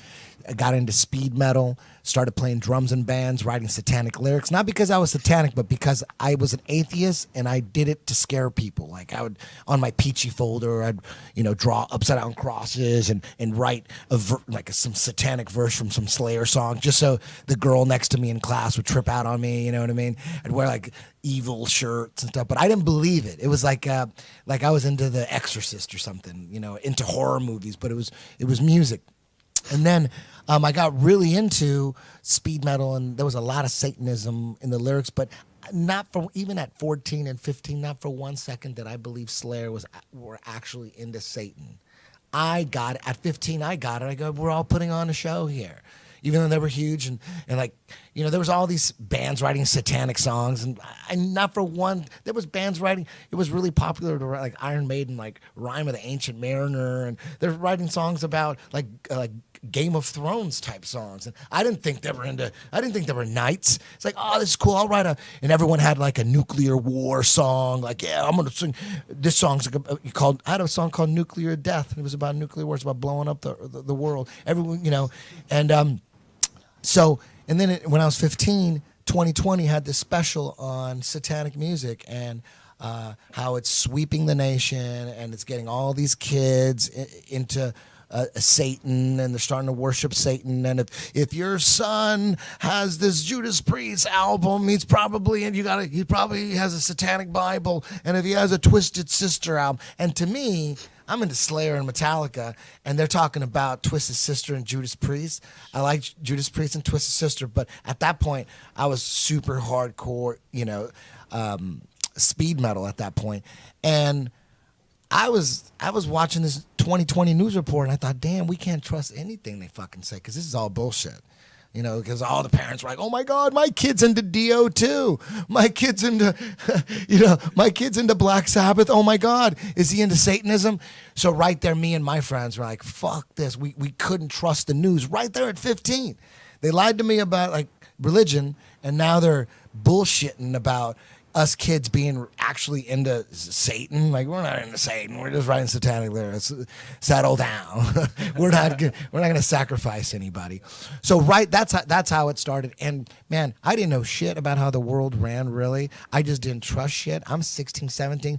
At 16, I formed a band with James. He played guitar. I played drums. He wrote a lot of lyrics too. I wrote lyrics. And the band was called Resistance. Our first band was called Resistance. So right away, we were conspiracy theorists and didn't even know it. And we had no idea how we were being fucked. We had no idea. We just wrote songs like pretending like we knew. And look, I was listening to a song from way back in the day. It was like 1995, 96 that James wrote. And the lyrics were basically Pizzagate. It's like he didn't know shit, but he broke down Pizzagate in a song called Slaves that we wrote together. And I was listening to that last week going, holy goddamn shit. Listen to these lyrics. But so we were always conspiracy theorists, right from the get-go, just being a poor-ass Mexican kid, and you're watching all this bullshit on TV like Brady Bunch. So that's bullshit. I liked Brady Bunch because I thought Marsha was hot. But I knew that was bullshit. I knew that's fucking bullshit. That's not how we live. Brady fucking Bunch. But they did have, Jan was pretty hot too. And then the mom, she was a hot mom, Florence Henderson, back in the day. So we'd watch it. There was nothing else to watch. But we knew that shit was bullshit. Do you have a copy of this song? Yes, any chance I we can do. play I it? do. I'll play it. I'll play it it on the way out. Yes. That'd be cool. Eric, what do you think about Different Strokes? Did you ever watch it? You didn't watch Different Strokes? What about Three's Company? Now, I will say Three's Company, that's some serious shit. Three's Company. Did you ever watch Three's Company? No. Kron? I don't That's watch before your TV. time. I don't watch TV. You got to go back and watch Three's Company. Three's Company is John Ritter. He's faking being gay so that he could live with two chicks because they're. Is that a movie or a TV show? It's a TV show. Oh, I bet he's heard the song. Oh man, come on, knock on my door. Come on, knock on my door. Waiting for you. So it's Suzanne Summers is one of the girls, and Joyce DeWitt, Janet and Chrissy. So he's living with these two hot chicks, and he has to pretend he's gay, otherwise the manager will kick him out. So the manager is like, the landlord. He's always like, you gay? The first landlord they had, Mr. Roper, he was totally convinced John Ritter was gay. He was so convinced. He just like thought he was so fruity, so he got away with it. And every now and then he would almost get caught because he was like on a date with a chick, and then Mr. Roper's coming and knocking on the door, and he's got to hide the chick. So he has to always pretend he's gay. But Mr. Roper was always like, yeah, of course he's gay. You know, and it was kind of like an insult. Of course you're gay. Look at you, you fruit. But then they got rid of Mr. Roper and brought in Mr. Furley, Don Knotts. That dude didn't trust John Ritter. He's like, he didn't think he was gay. He thought he was on to him. But I highly recommend that. And they talk about flat Earth too, so you should get on that. I think I saw an episode once 20 years ago. Seriously. So, Hey, I believe in searching for the truth. I'm fascinated searching for the truth. What some people at night are watching boxing and kickboxing and MMA. I'm just trying to figure out the truth, sifting through YouTube videos. The funny thing is I got guys talking shit on me for getting on YouTube and watching documentaries, and then they'll send me a debunk video from YouTube. And I'm like, bro, that's YouTube. And they'll say, not all YouTube videos are created equal. I'm like, you are trying to debunk YouTube videos with YouTube videos? Don't you see what's wrong with that? It doesn't make any sense. YouTube's not research. You didn't know? Yeah. You got to go to the library. Yeah. You got to go to the library. Unless, you're not wearing a lab coat. That's not research. Yeah, like you have to, when people talk shit, what did you read that at the internet? I'm like, dude, what the fuck do you look at? Are you going to the library? Who's going to the library? When's the last time you've been in a motherfucking library? Everyone's online. And then people, they love to say, the computer hacker geeks, they jump on that. Hey, did you hear that scientists said that we're in a computer simulation? This could all be a computer simulation. And everyone is like, yeah. Everybody's fucking. I saw that movie. Everybody's into it. It's the Matrix. Everyone's like, yes, that's it. We're a fucking. But then you talk about flat Earth, like you're a fucking retard. Hey, honestly, the same people. Honestly, though, think about this. If bandwidth hadn't improved, none of this would have taken off. Seriously, because if you were on 56K modems, you're not renting these movies from the video store. Like, nobody is doing the research or getting access to the research that without you would the need internet to make. Yeah, I mean, if you're going to go ahead and really be a flat earther, like, you got to watch Eric Dubay's work. You got to do all that stuff. You got to read. You got to find this stuff. And, odds are you're not doing that, dialing into America Online and, doing all that nonsense. There was a paleontologist on Joe Rogan's podcast. He had a green beard, but he hates Eric Dubay. Oh, I saw this. The one thing that he was like, dude, we're living in a fucking amazing point in time. All the world's knowledge, dude, you can get it on your watch. If you have an iPhone watch, it's all right there. They're like fascinated with all the world's information on a watch. And then you bring up some controversial shit that goes against his beliefs. Where'd you find that on the internet? I'm like, wait a minute, didn't you have all the world's knowledge on you? What is your phone connected to? Like a direct line into the library or something? That dude wants to destroy Eric. He wanted to take a base. To wait outside with a baseball bat if I was ever on Joe's show. And Joe's like, whoa, man, you want like physical violence on the guy? Wouldn't you want to just sit down and talk to him? And he's like, no. And the reason is because he's a paleontologist, which are these people who get paid for lying about this stuff. So I'm exposing what he's lying about, and his job will be null and void once the information that I'm exposing gets out. So he's pissed off because his cushy day job is about to go bye-bye once the dinosaur hoax He gets exposed. He doesn't have a job. He's a bartender. He's a paleontologist with a green goatee. Yeah. Dude can't do a sit-up. He doesn't give a shit about his body. His body looks like shit. He don't give a fuck about it. And he's talking about he's a paleontologist when he's a bartender. Come on, man. He don't even have he can't even make money being a paleontologist. And he's like, if if he was legit paleontologist and dinosaurs existed, he would laugh me off. He would not get violent. He would not say "fuck you, Eric Dubay" and all. I mean, if I could count the times he told me to fuck myself, I'd probably be a rich man dime every time. He was pissed and wanting violence and not wanting a discussion. That was the point, is that he didn't want a discussion with me, because anything like that would just bring more attention to the information I'm exposing and would put him out of his job and make him known to be the liar that he is, and he's scared of that. And there's a lot of people that are scared of that. And he was bragging about his license plate saying Decepticon. Remember that? He brought that shit up. Who brings up their fucking license plate on a podcast? He gets on Joe Rogan's podcast and somehow he works into the conversation that his license plate says Decepticon, and he's like really proud of it. Like, what kind of dumbass does that? He just wants to be recognized in traffic. That's the only reason you would give out your license plate name. I got a question, Eddie. Now that you maybe don't believe in planets, what are you gonna do about 10th Planet Jiu-Jitsu? You can't play both sides of the table. Hey, I'm glad you asked. Can you see my? I saw that. Do you see this? You know, it's funny because you see this? Nathan told me last night. You're not changing it, are you? You see that? Are you 10th plane? That's a nice 10th plane, baby. You're gonna change 10th plane jiu-jitsu. Who cares? Nathan told me. Wow. Nathan told me last night. He's like, man, it doesn't make any sense. He's got to pick one side. He can't be flat Earth and believe in planets. This is some bullshit.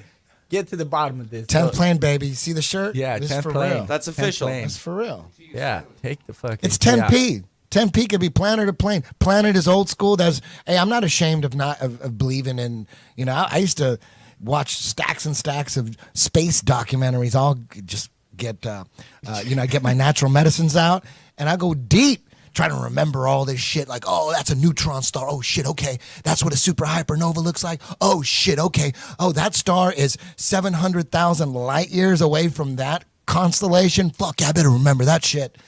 I was all into that. I was totally into it. I was super into anything space. Are you kidding? The Science Channel? Shit. Are you kidding me? I would DVR science, anything on space. Just show it to me. What am I going to watch right now? The sun? Ooh, or you know what? Let's watch some shit on Jupiter. I'd watch them over and over and over again. I was so into space. I'm not going to lie. Neil deGrasse had me hooked on that Cosmos shows. I fucking watched everything on that show. I love that show. And then when I fucking know what I know now, I'm like, oh my God, you had me. You had me so good. With the CGI. With all those CGI DVDs. All those DVDs. BBC, Nova, all that shit. The Morgan Freeman. Sorry, Jane. But I know you like Morgan Freeman. All that shit. You know, now it's like, fuck. That, you know what, the heliocentric model or whatever they call it now, whatever the modern day model is, that seems way crazier than we're on a flat plane. The fact that we're floating in space, spinning around the sun, and the sun has got some gravitational pull on us, and we got the gravitational pull on the moon, and there's this gravity that exists, this force that is so powerful. It holds oceans to it. It holds buildings and trains to it, but it can't fuck with the goddamn butterfly or a fish. That doesn't make sense. That's not science to me. When people talk about science this, science that, I go, explain to me how that is science. There's a force that's holding oceans to the goddamn planet, keeping it from spinning and flying off because it's spinning 1,000 miles an hour. But somehow, you know, everything is science on the planet or the plane or whatever the hell we're on. But as soon as we get to a certain altitude, it's all magic. It's not science. All that's magic. Us floating in space, and we're being connected to the sun. It has this force that's connecting us. That seems crazy.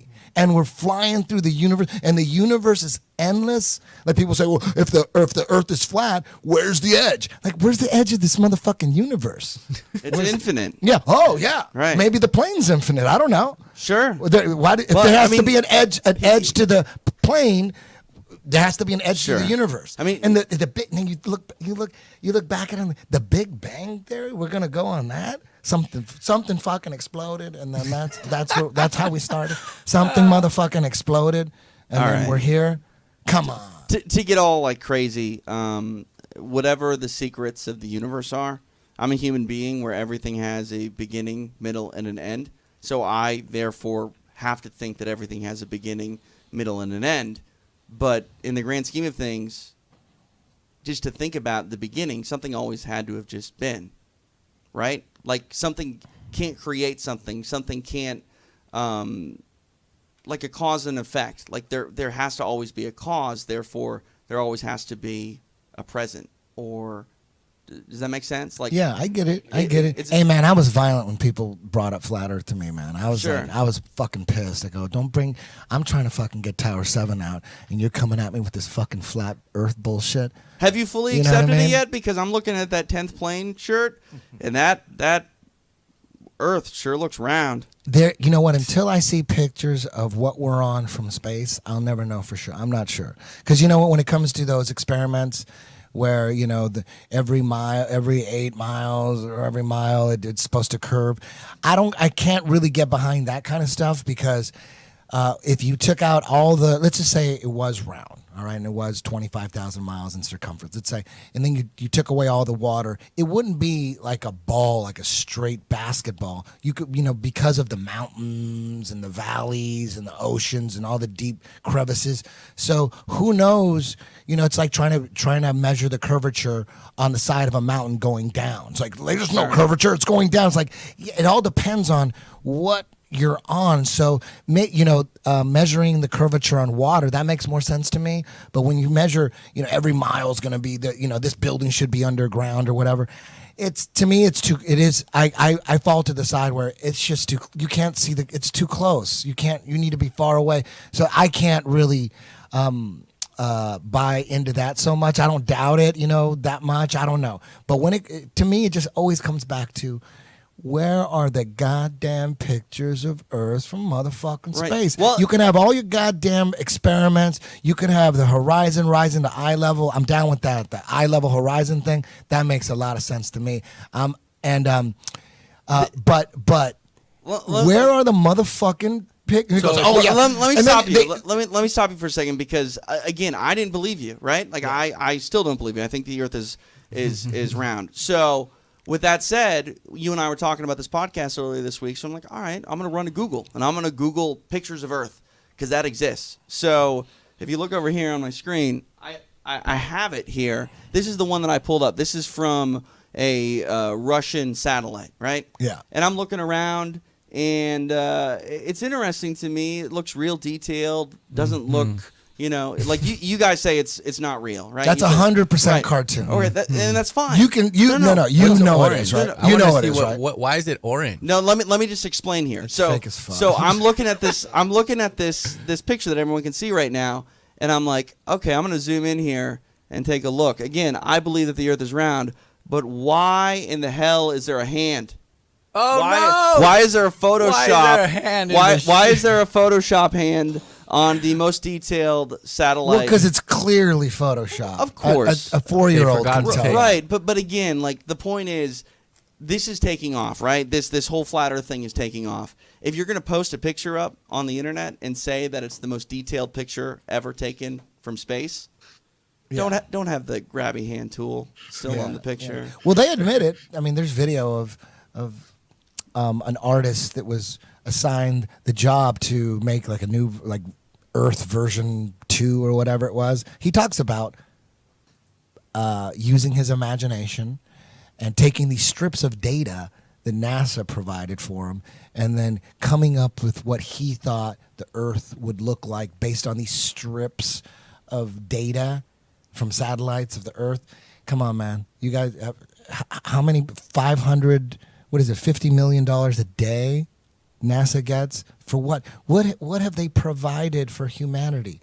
Space shuttles don't even go up no more. They abandoned the Saturn, the moon missions, and they trashed the Saturn rocket technology that took them there supposedly 6 times. You trash that shit. That shit don't exist. You're trying to get to the moon now. They're trying to get to the moon now. The head of NASA's in front of Congress going, we're trying to get to the moon. We need more money. Didn't we fucking go there 6 times already? Don't we already? That's science. That's science to me. Right. That's street science. That's street detective science. Wait a minute.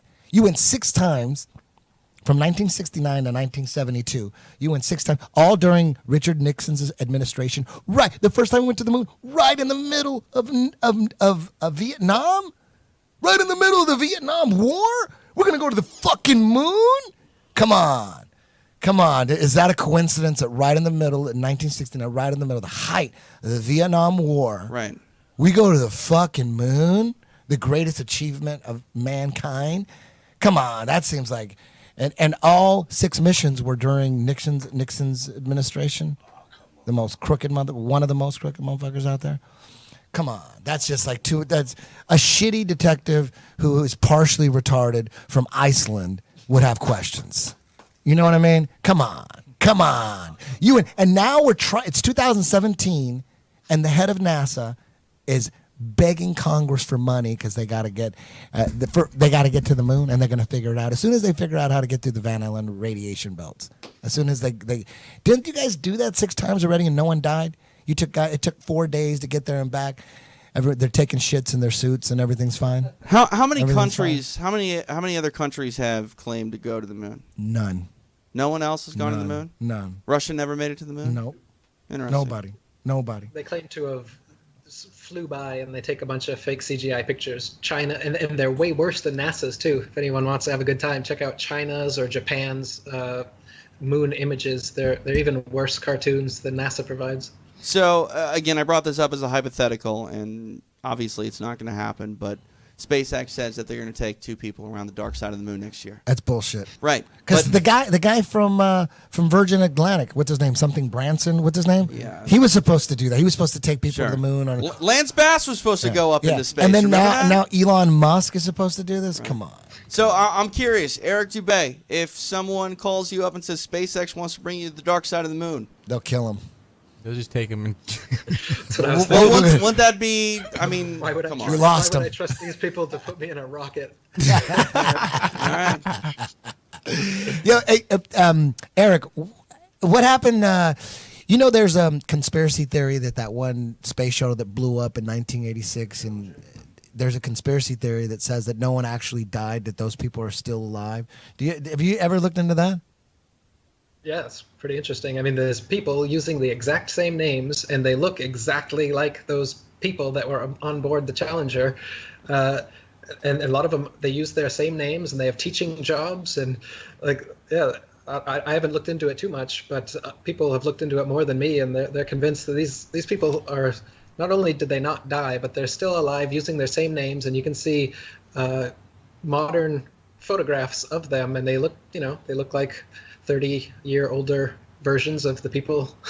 They could be photoshopped, though. I've seen the pictures. It could easily be photoshopped. Like, that could be a hoax conspiracy theory that, who knows? Because they don't, I mean, really, the people at the top don't have any problem blowing people up and killing them. You know what I mean?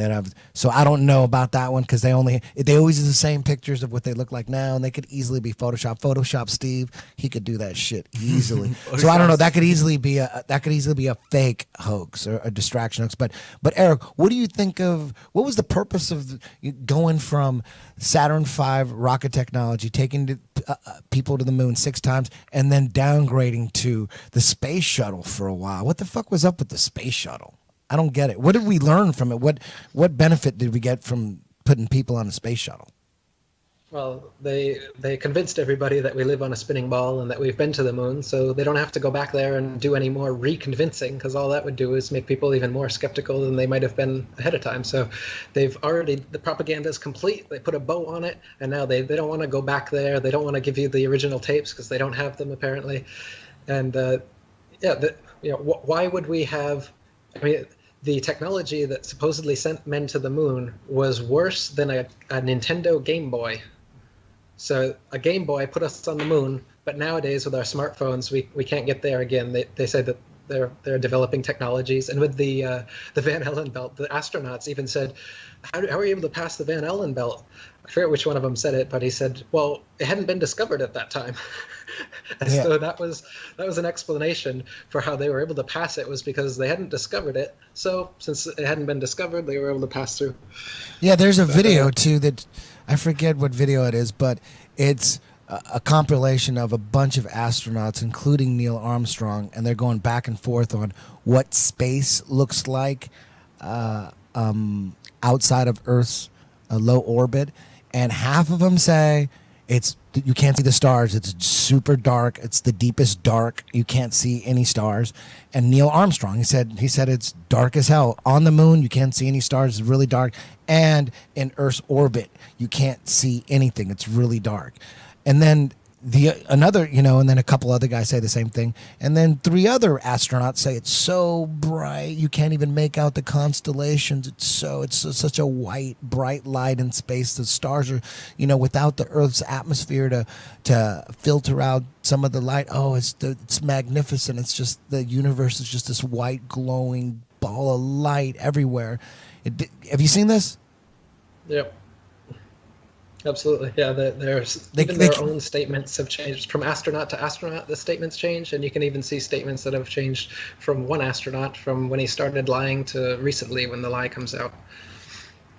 So, what do you think about? There was during the space race when they were trying to figure out how they were going to get to the moon.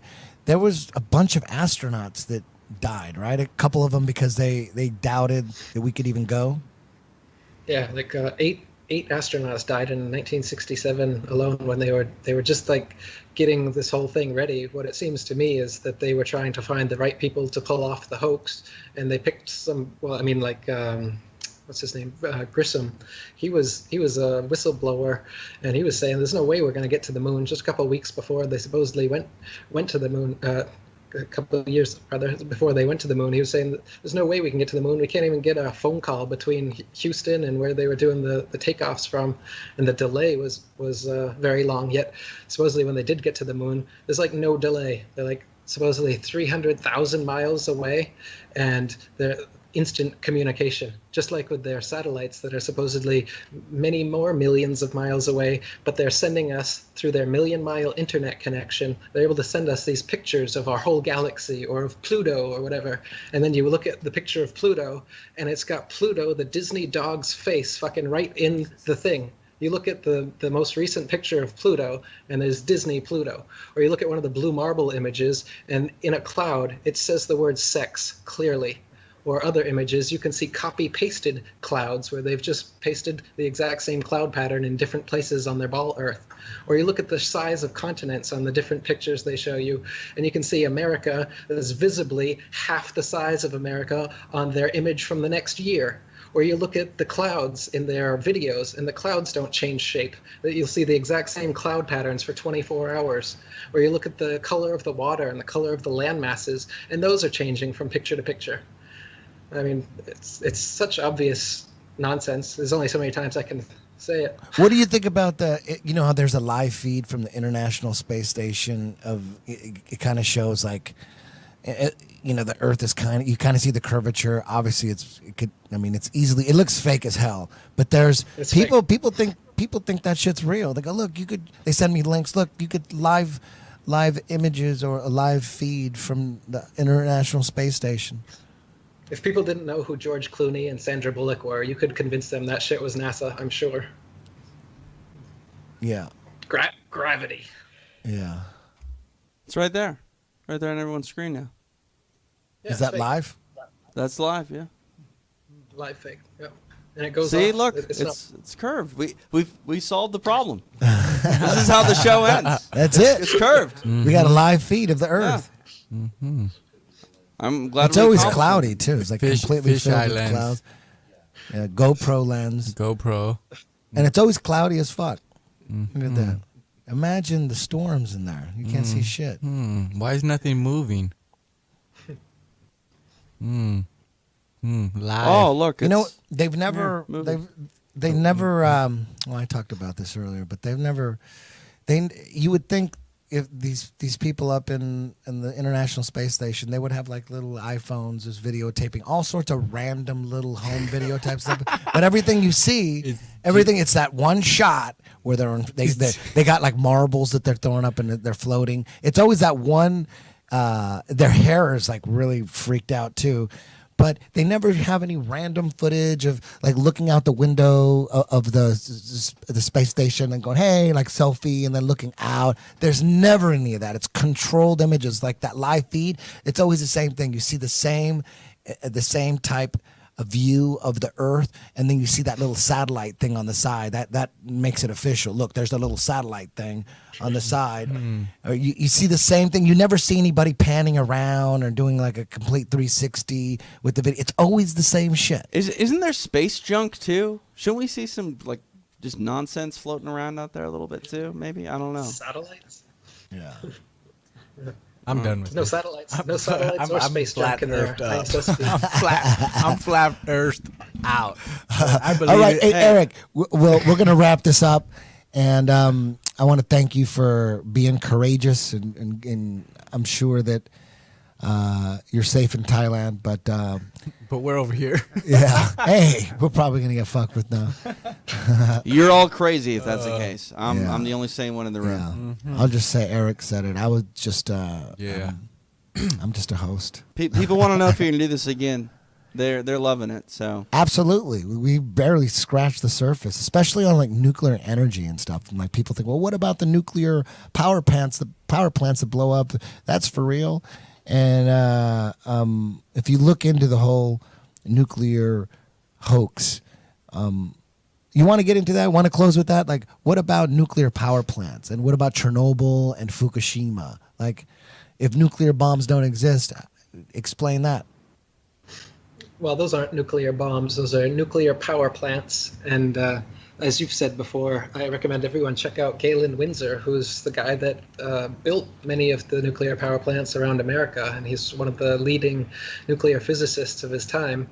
And he spent the latter part of his life doing a lecture circuit where he exposed that nuclear energy is fake and it doesn't exist, and that basically nuclear power plants are the most expensive way to boil water. They're essentially steam plants, and the characteristic towers that are outside of nuclear power plants are just steam towers.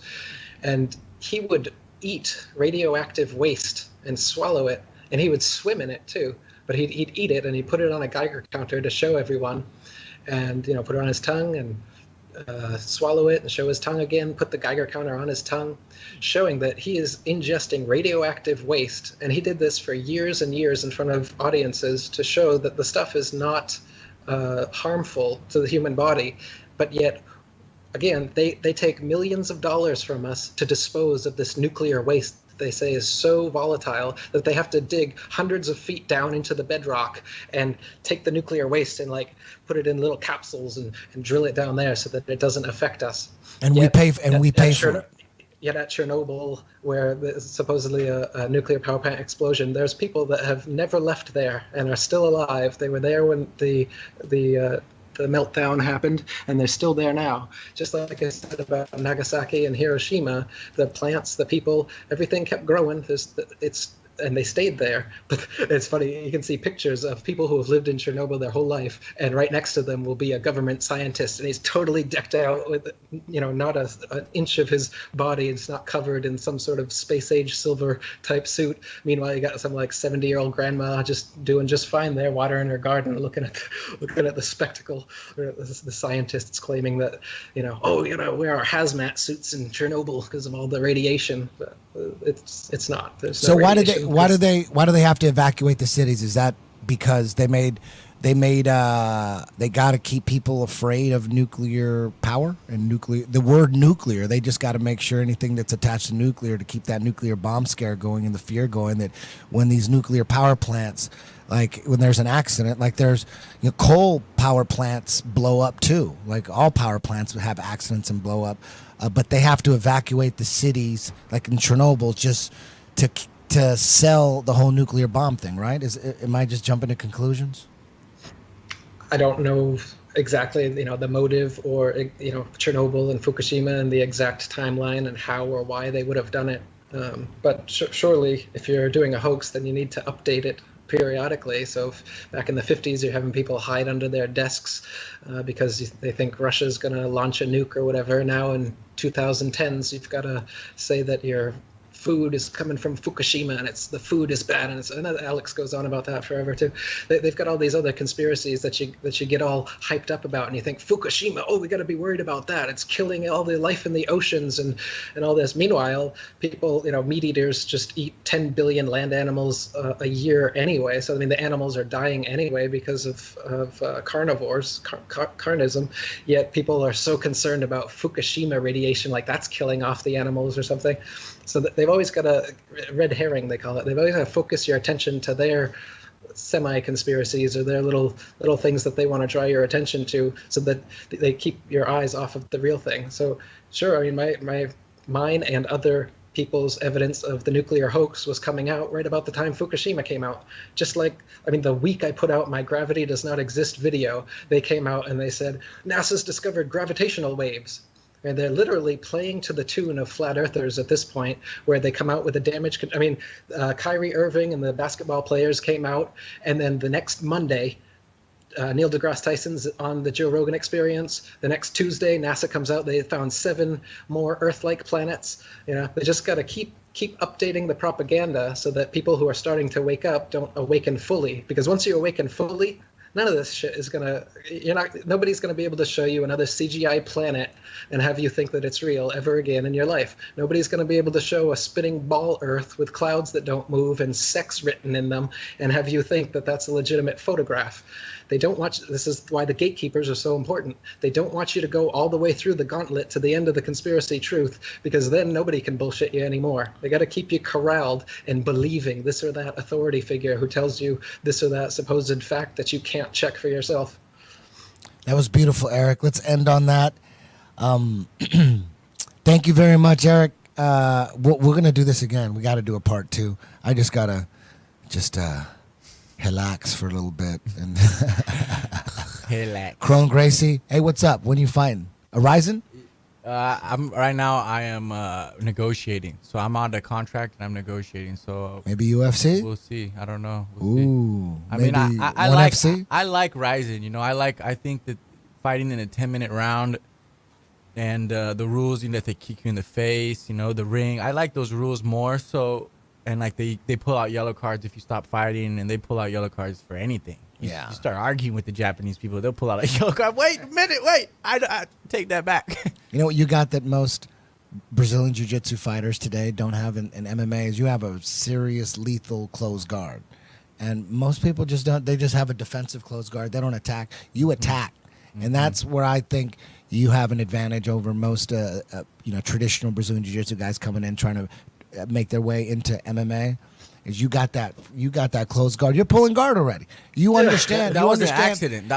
I didn't mean to pull guard. That was an accident. It just happened to be that way. I was never planning that. But it doesn't matter. Like, there's going to be guys. You're a smart guy. There's going to be guys you can't take down. The higher you rise, the more chance there's going to be a guy you can't take down. But it doesn't matter for you, because if you can't take him down, you're going to pull guard. You're fine. Right? Yeah. It goes back to the beginning. I'm always trying to find the answers that are going to keep me safe and alive and the truth. There's a lot of beast wrestlers, man. And I train with those beast wrestlers, and I train with those beast boxers, and I train with those beast everything. And I'm trying to formulate something that's going to be the best possible. I'm an artist, and I like to make it easy and make it the right way and put my chips on what's going to really be there for me, instead of putting chips in something that might not be there for me later. You know? So I've always been like that with my jiu-jitsu, and I always stuck to what I believed in, and now it's all paying off. And I mean, I'm just in search of the truth from the beginning of jiu-jitsu to everything, really. I just want to find out what's really going on here and take every cycle of my life the way it should be done. Would you compete in jiu-jitsu again? I feel like something deep inside of me, like I want to go out there and win the worlds, with the gi on and like do that. I think that I have that feeling, but I also don't like it's like I want to go there and just prove it, but it's like guys are not trying to fight no more. Nobody's trying to fight in a IBJJF tournament, 10 minutes. Nobody's trying to fight. It's a game. And it's like, dude, get the hell out of here with this little game. I'm trying to see what's up. I'm trying to see if you're better than me. Let's see. There's this thing called how are we gonna see if the you're Eddie holding Bravo on my sleeve? Invitational. Yeah. You ever heard of that? Yeah, I heard about that. Might be And I fun. heard there's some new slap boxing stuff too. That sounds Yeah, interesting. yeah. Jiu-jitsu with the little palm strike in there, just to keep it a little more honest. Yeah, you know? I think that's cool. I think just generally, I'm not into jujitsu anymore, like competitively to watch. And I'm Yeah. like, I'm not like looking at anybody. And I'm like, so that's like, if there's a fight for me that's somebody who's like really good, you know, then that makes sense. But to fight guys who are not trying to fight, it makes no sense for me. I'd rather fight MMA, have the same training camp, just as hard, and make way more money than fight in something that isn't going to give me any money. I'm going to work my ass off, and then I'm going to get there, and the guy's going to hold my sleeve for 10 minutes. I mean, I'm not talking about Eddie Bravo or Metamoris or all these other things. I'm just talking about in general. Yeah, I get it. But I if get I it. were to compete, I would do something like Eddie Bravo or do something like Metamoris or do something like the world. Who knows? I really don't know. I go by intuition and I go by feel, and I'm like, right now I'm like out of contract. I want to fight again, but I also don't want to fight again. I want to prove myself. I mean, I don't have anything to prove to myself. I already know what I'm capable of in every situation. Now it's just a matter of like, is the fight going to pay me enough for my life? Is this going to be worth it? Yeah. Because these guys are not paying me to win. They're paying me to lose. So it's like, I already dealt with the loss before I even fought. I already dealt with the fact what happens if you lose. Well, how are you going to feel? I'm not going to deal with all that shit after the fight. I'm dealing with that stuff before the fight. So I already, in my mind, I already prepared for 4 losses. And that shit's fucking tough. You know, you go through that in your mind and gets after the fight. You're like, fuck this hell, dude. This is fucking nightmare. But I enjoy training. I enjoy martial arts. I enjoy being athletic and competitive and trading those energies and growing. And every time you have a fight, you go through like a tough situation. So you come out with scars. You know, it's not like, oh, fuck, I'm so excited to fight. After the fight, I'm so excited. It's like, no, you got out of that fight with a fucking scar forever. It's just you've been scarred. It's not like, oh, I got out. Woo. It's like, no, you just got out. Survived. People are excited me next to me while after I'm done fighting. They're all jumping around, and I'm fucking like, fuck, I'm survived that. Even though I won in great fashion, I'm like, fuck, dude, this shit is not. It's no fun. It's not like, oh, let's go out there and fucking see what's up, and I'm gonna beat your ass, and I'm gonna win, and I'm gonna. Yeah, that's what you tell yourself when you don't really know, or when you don't really go through hell. But when you go through hell, you realize hell is just a moment away in that cage, in that ring, you know? So it's like, I don't believe that fighting is what it was to me as 10 years ago. I was like, yeah, I'm gonna fucking fight. I'm gonna be the best fighter in the world. Now I feel like fighting is something I do as a job. I represent something by default, but I feel like there's bigger things. There's bigger things in the Gracie family. This world is in a time right now where everybody knows it's in need. And it's like, I can't put, like, in my heart, I feel like I like jiu-jitsu and I like all this, you know, martial arts and all this exposure and all the money and everything that comes with fighting. But I feel like there's a bigger thing that we all need to do so that I can, like, have a higher consciousness. So that when I'm not fighting, I have something to work on. So I'm growing and I'm connecting with people and on a higher vibration. Really, I'm only about that. And I think that fighting is an intense vibration, but it's not a higher vibration. You know, when you step into that ring, you're going into the animalistic feel. I'm primal. I'm survival. It's not like a higher consciousness where you're like, fuck, I'm gonna be like enlightened. Yeah. You know, you don't get enlightened after a fight. You get a fucking scar, and then it's like, how are you gonna deal with that? Are you gonna trick yourself and tell you like it? You're gonna trick yourself and say, oh, I like this. I like this shit. It's like, fuck, you gotta be crazy if you like fighting. All right, so, let me ask one question. I'm not a conspiracy theory guy. I'm not a flat Earth guy, but I am a MMA guy.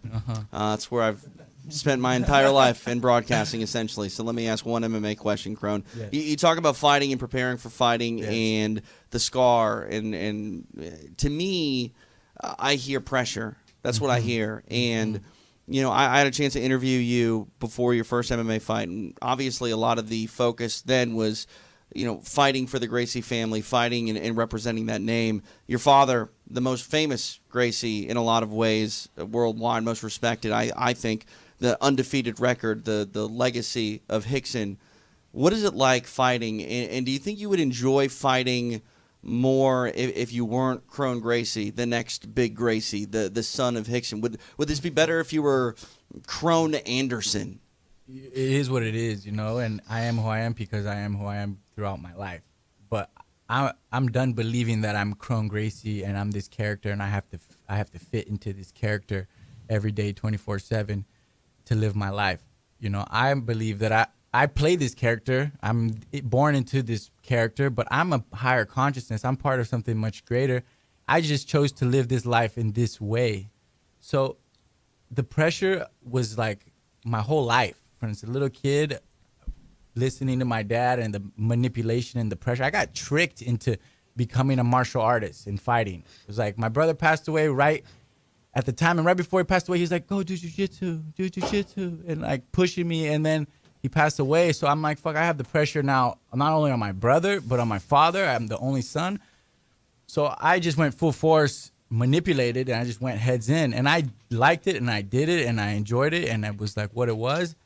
But and then I got to a point where I realized I was killing myself trying to live up to my father's expectations and up to my brother's expectations, which don't matter. What matters is how I feel. I know my brother loves me. I know my dad loves me. And if they don't because I do or don't win, then fuck them. It doesn't matter. But I know that doesn't matter because they love me no matter what. You know, my brother, he's looking down on me no matter what I'm doing is good. My dad the same way. But I think that now, after competing my whole life, I get to a point with fighting that I'm like, I have no pressure, actually. Right now, I have the least pressure I ever had. That's why I feel like I don't have to fight. Because even though whatever happens may happen, but I don't feel like I have this pressure to represent because I'm already representing. I represented since the day I was born. I represent more than many in my generation. And now I'm like, man, if I'm going to do this fighting thing, I got to do it because I like to do it, because I enjoy it, because I feel something in my heart. I like training. I like getting to myself, like to these limits. I like doing all these things that are around. I like the people that are around. I like training with Nick Diaz, with Nate Diaz. I like traveling. I like having free time. So I like everything around fighting, but I don't like the actual fact of going into a ring and fighting for my life, period. I will do that because I'm not afraid of it. I'm not afraid of myself. I'm not afraid of my opponent. I'm not afraid of dying. I'm not afraid. I go with my life. I go with what I need, but it's not the pressure. I've already passed that. Right now, I feel no pressure. That's why I feel like I don't have to do it, and I don't feel like I owe shit to nobody. So because I'm so free, I have a chance to see like what the fuck does it make me feel good? What makes me feel good in my life? And coming on this podcast and telling people the way I feel about something that everybody's ridiculed and everybody's just so ignorant about, it makes me feel happy. Like I fucking already feel happy right now. I'm like, man, this is something great. Because if I die tomorrow, jiu-jitsu is great and everything, and my fighting is great or whatever, but we are all on the same plane here, and we all need to work together to evolve ourselves consciously and to evolve ourselves in a living space and understand, like, yeah, I want to be a good person, but being a good person and doing bad things don't make sense.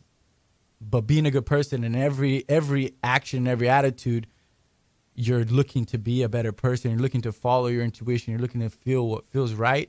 I think that's what I'm about. So right now, I'm just living my life by feel. What do I feel right? Oh, I feel like fucking Eddie Bravo's on this podcast tomorrow, and let's talk to this fool. I didn't even know why I called you. I was like, dude, I have to call him. I'm getting messages from higher vibrations that are. I don't want to put my fucking all this. You know, like I could be a jiu-jitsu guy and a fighter and not have to say anything, but I don't believe that that's right. So I believe that whatever is controlling my thoughts is putting me in this direction, and now I'm in it full force. No matter where I go, I'm gonna put that in, and that's it. I believe in the truth. And that was beautiful. And let's end on that note, man. Yeah. That was awesome, man. I feel that you coming on was just. We definitely didn't plan this. This was just all from yesterday. Yeah. Had no goddamn idea that this was going to happen. And, you make me look less crazy. I make you look less crazy. Yeah. It's symbiotic. It's part of the plan. Hey, Jesus. Eric, you still there? I'm still here, Eddie. Oh, man, I hope we didn't bore you with all that MMA talk and stuff. But I want to Not thank. at all. I'm a big fan of both you and Kron. I love what you guys are doing. Appreciate Eddie Bravo Invitational and Rubber Guard and everything you've developed with Jiu-Jitsu, and of course Hickson's a legend and Kron is as well. I was excited when I heard Kron was there. That's cool. Yeah. It's nice to meet you. Nice to meet you too, man. I really appreciate It's a beautiful you. thing, man. I'm going to be out in Singapore May 21st to May 20, that whole week for a super camp, teaching 2 classes a day, Monday through Friday. And then that Saturday is a 1FC show.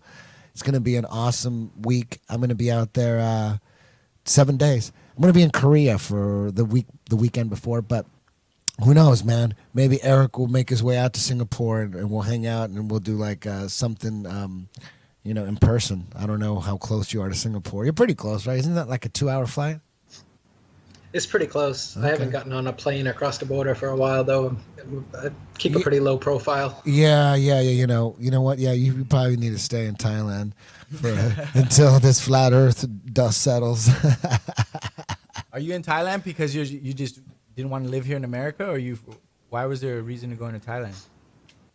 My best friend since high school was a Thai guy, and I'd gotten into Thai culture, and I'd visited Thailand. And originally, I was going to teach English and go like country to country. That was my idea. I started as an English teacher, but I just fell in love with the country, and I've been here for 13 years now.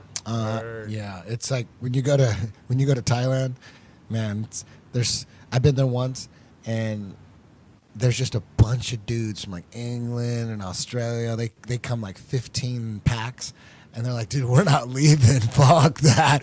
They're all trying to get jobs there teaching English. Like, fuck that. They're treated like, if you're white and you go to Thailand, man, you're a rock star basically. Right, Eric? Yeah, in some ways. Yeah, definitely. There's that. Especially if you do martial arts too. Oh man.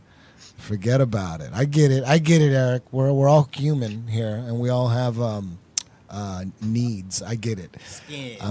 I'm with you. But Eric, thanks. We're gonna do this again. We're gonna do part 2, Flat Earth part 2. I don't know when, but we'll do it. Kron will be back. James will be back. TJ will be back. We'll do it all again. Eric, thank you again. Kron, James, TJ. See ya.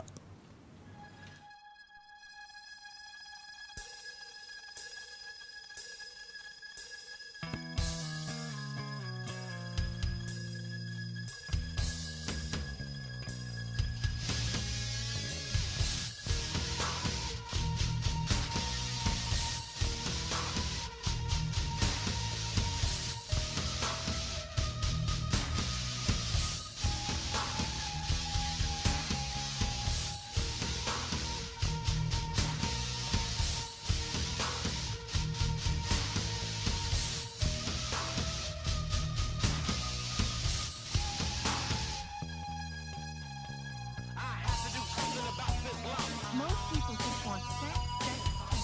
Usually, I feel like the ultimate SME one. Most people just want sex, sex, sex. A million men pass through, but none like My this. nerves have finally reached a point. Now I have to do something about this lump. Seeking the story, that is my mission. My mind and hips in competition. Grace has aimed, the missile is launched in hope of some good time at the front. Target is trying to set a course for some action. Till I find the right booty for action. What do you do with burning hormones? Try to forget, they won't leave you alone. Who's the master? Who's the slave? It turns the black hole until the grave. You might think you got it under control, but you searching for it like it was gold. I'm out in the city searching like a wolf, using strategy trying to hook. I want it all today. The pink and the green will be forced my way. Attack without delay. The world is my arcade.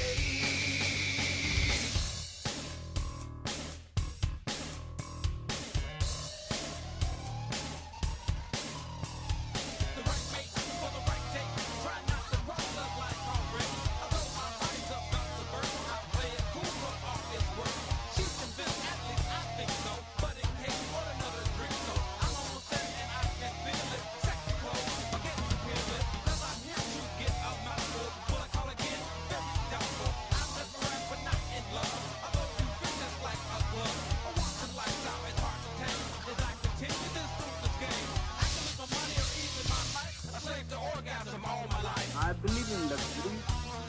I cannot make everybody to live in luxury, at least I can manage to live myself. I believe in luxury. If I cannot make everybody to live in luxury, at least I can manage to live Since the myself. day that I was born, a feeling inside me always yearned to lead a flock into the light, to try to show the people what I think is right. I lay my hands upon your head. I feel I have the power to raise the dead. This power surge gets me hard, makes me believe I'm next to God. The whole crowd is at my feet, worshiping me, feeding me. Is there anything I can't do? What I command, you will do. Sex and money and religion are politics. On top of that, I'm running shit. Until one loudmouth runs his mouth, I spend 5 G's to have him take it. I want it all today. The pink and the green will be forced my way. Attack without delay. The world is my arcade.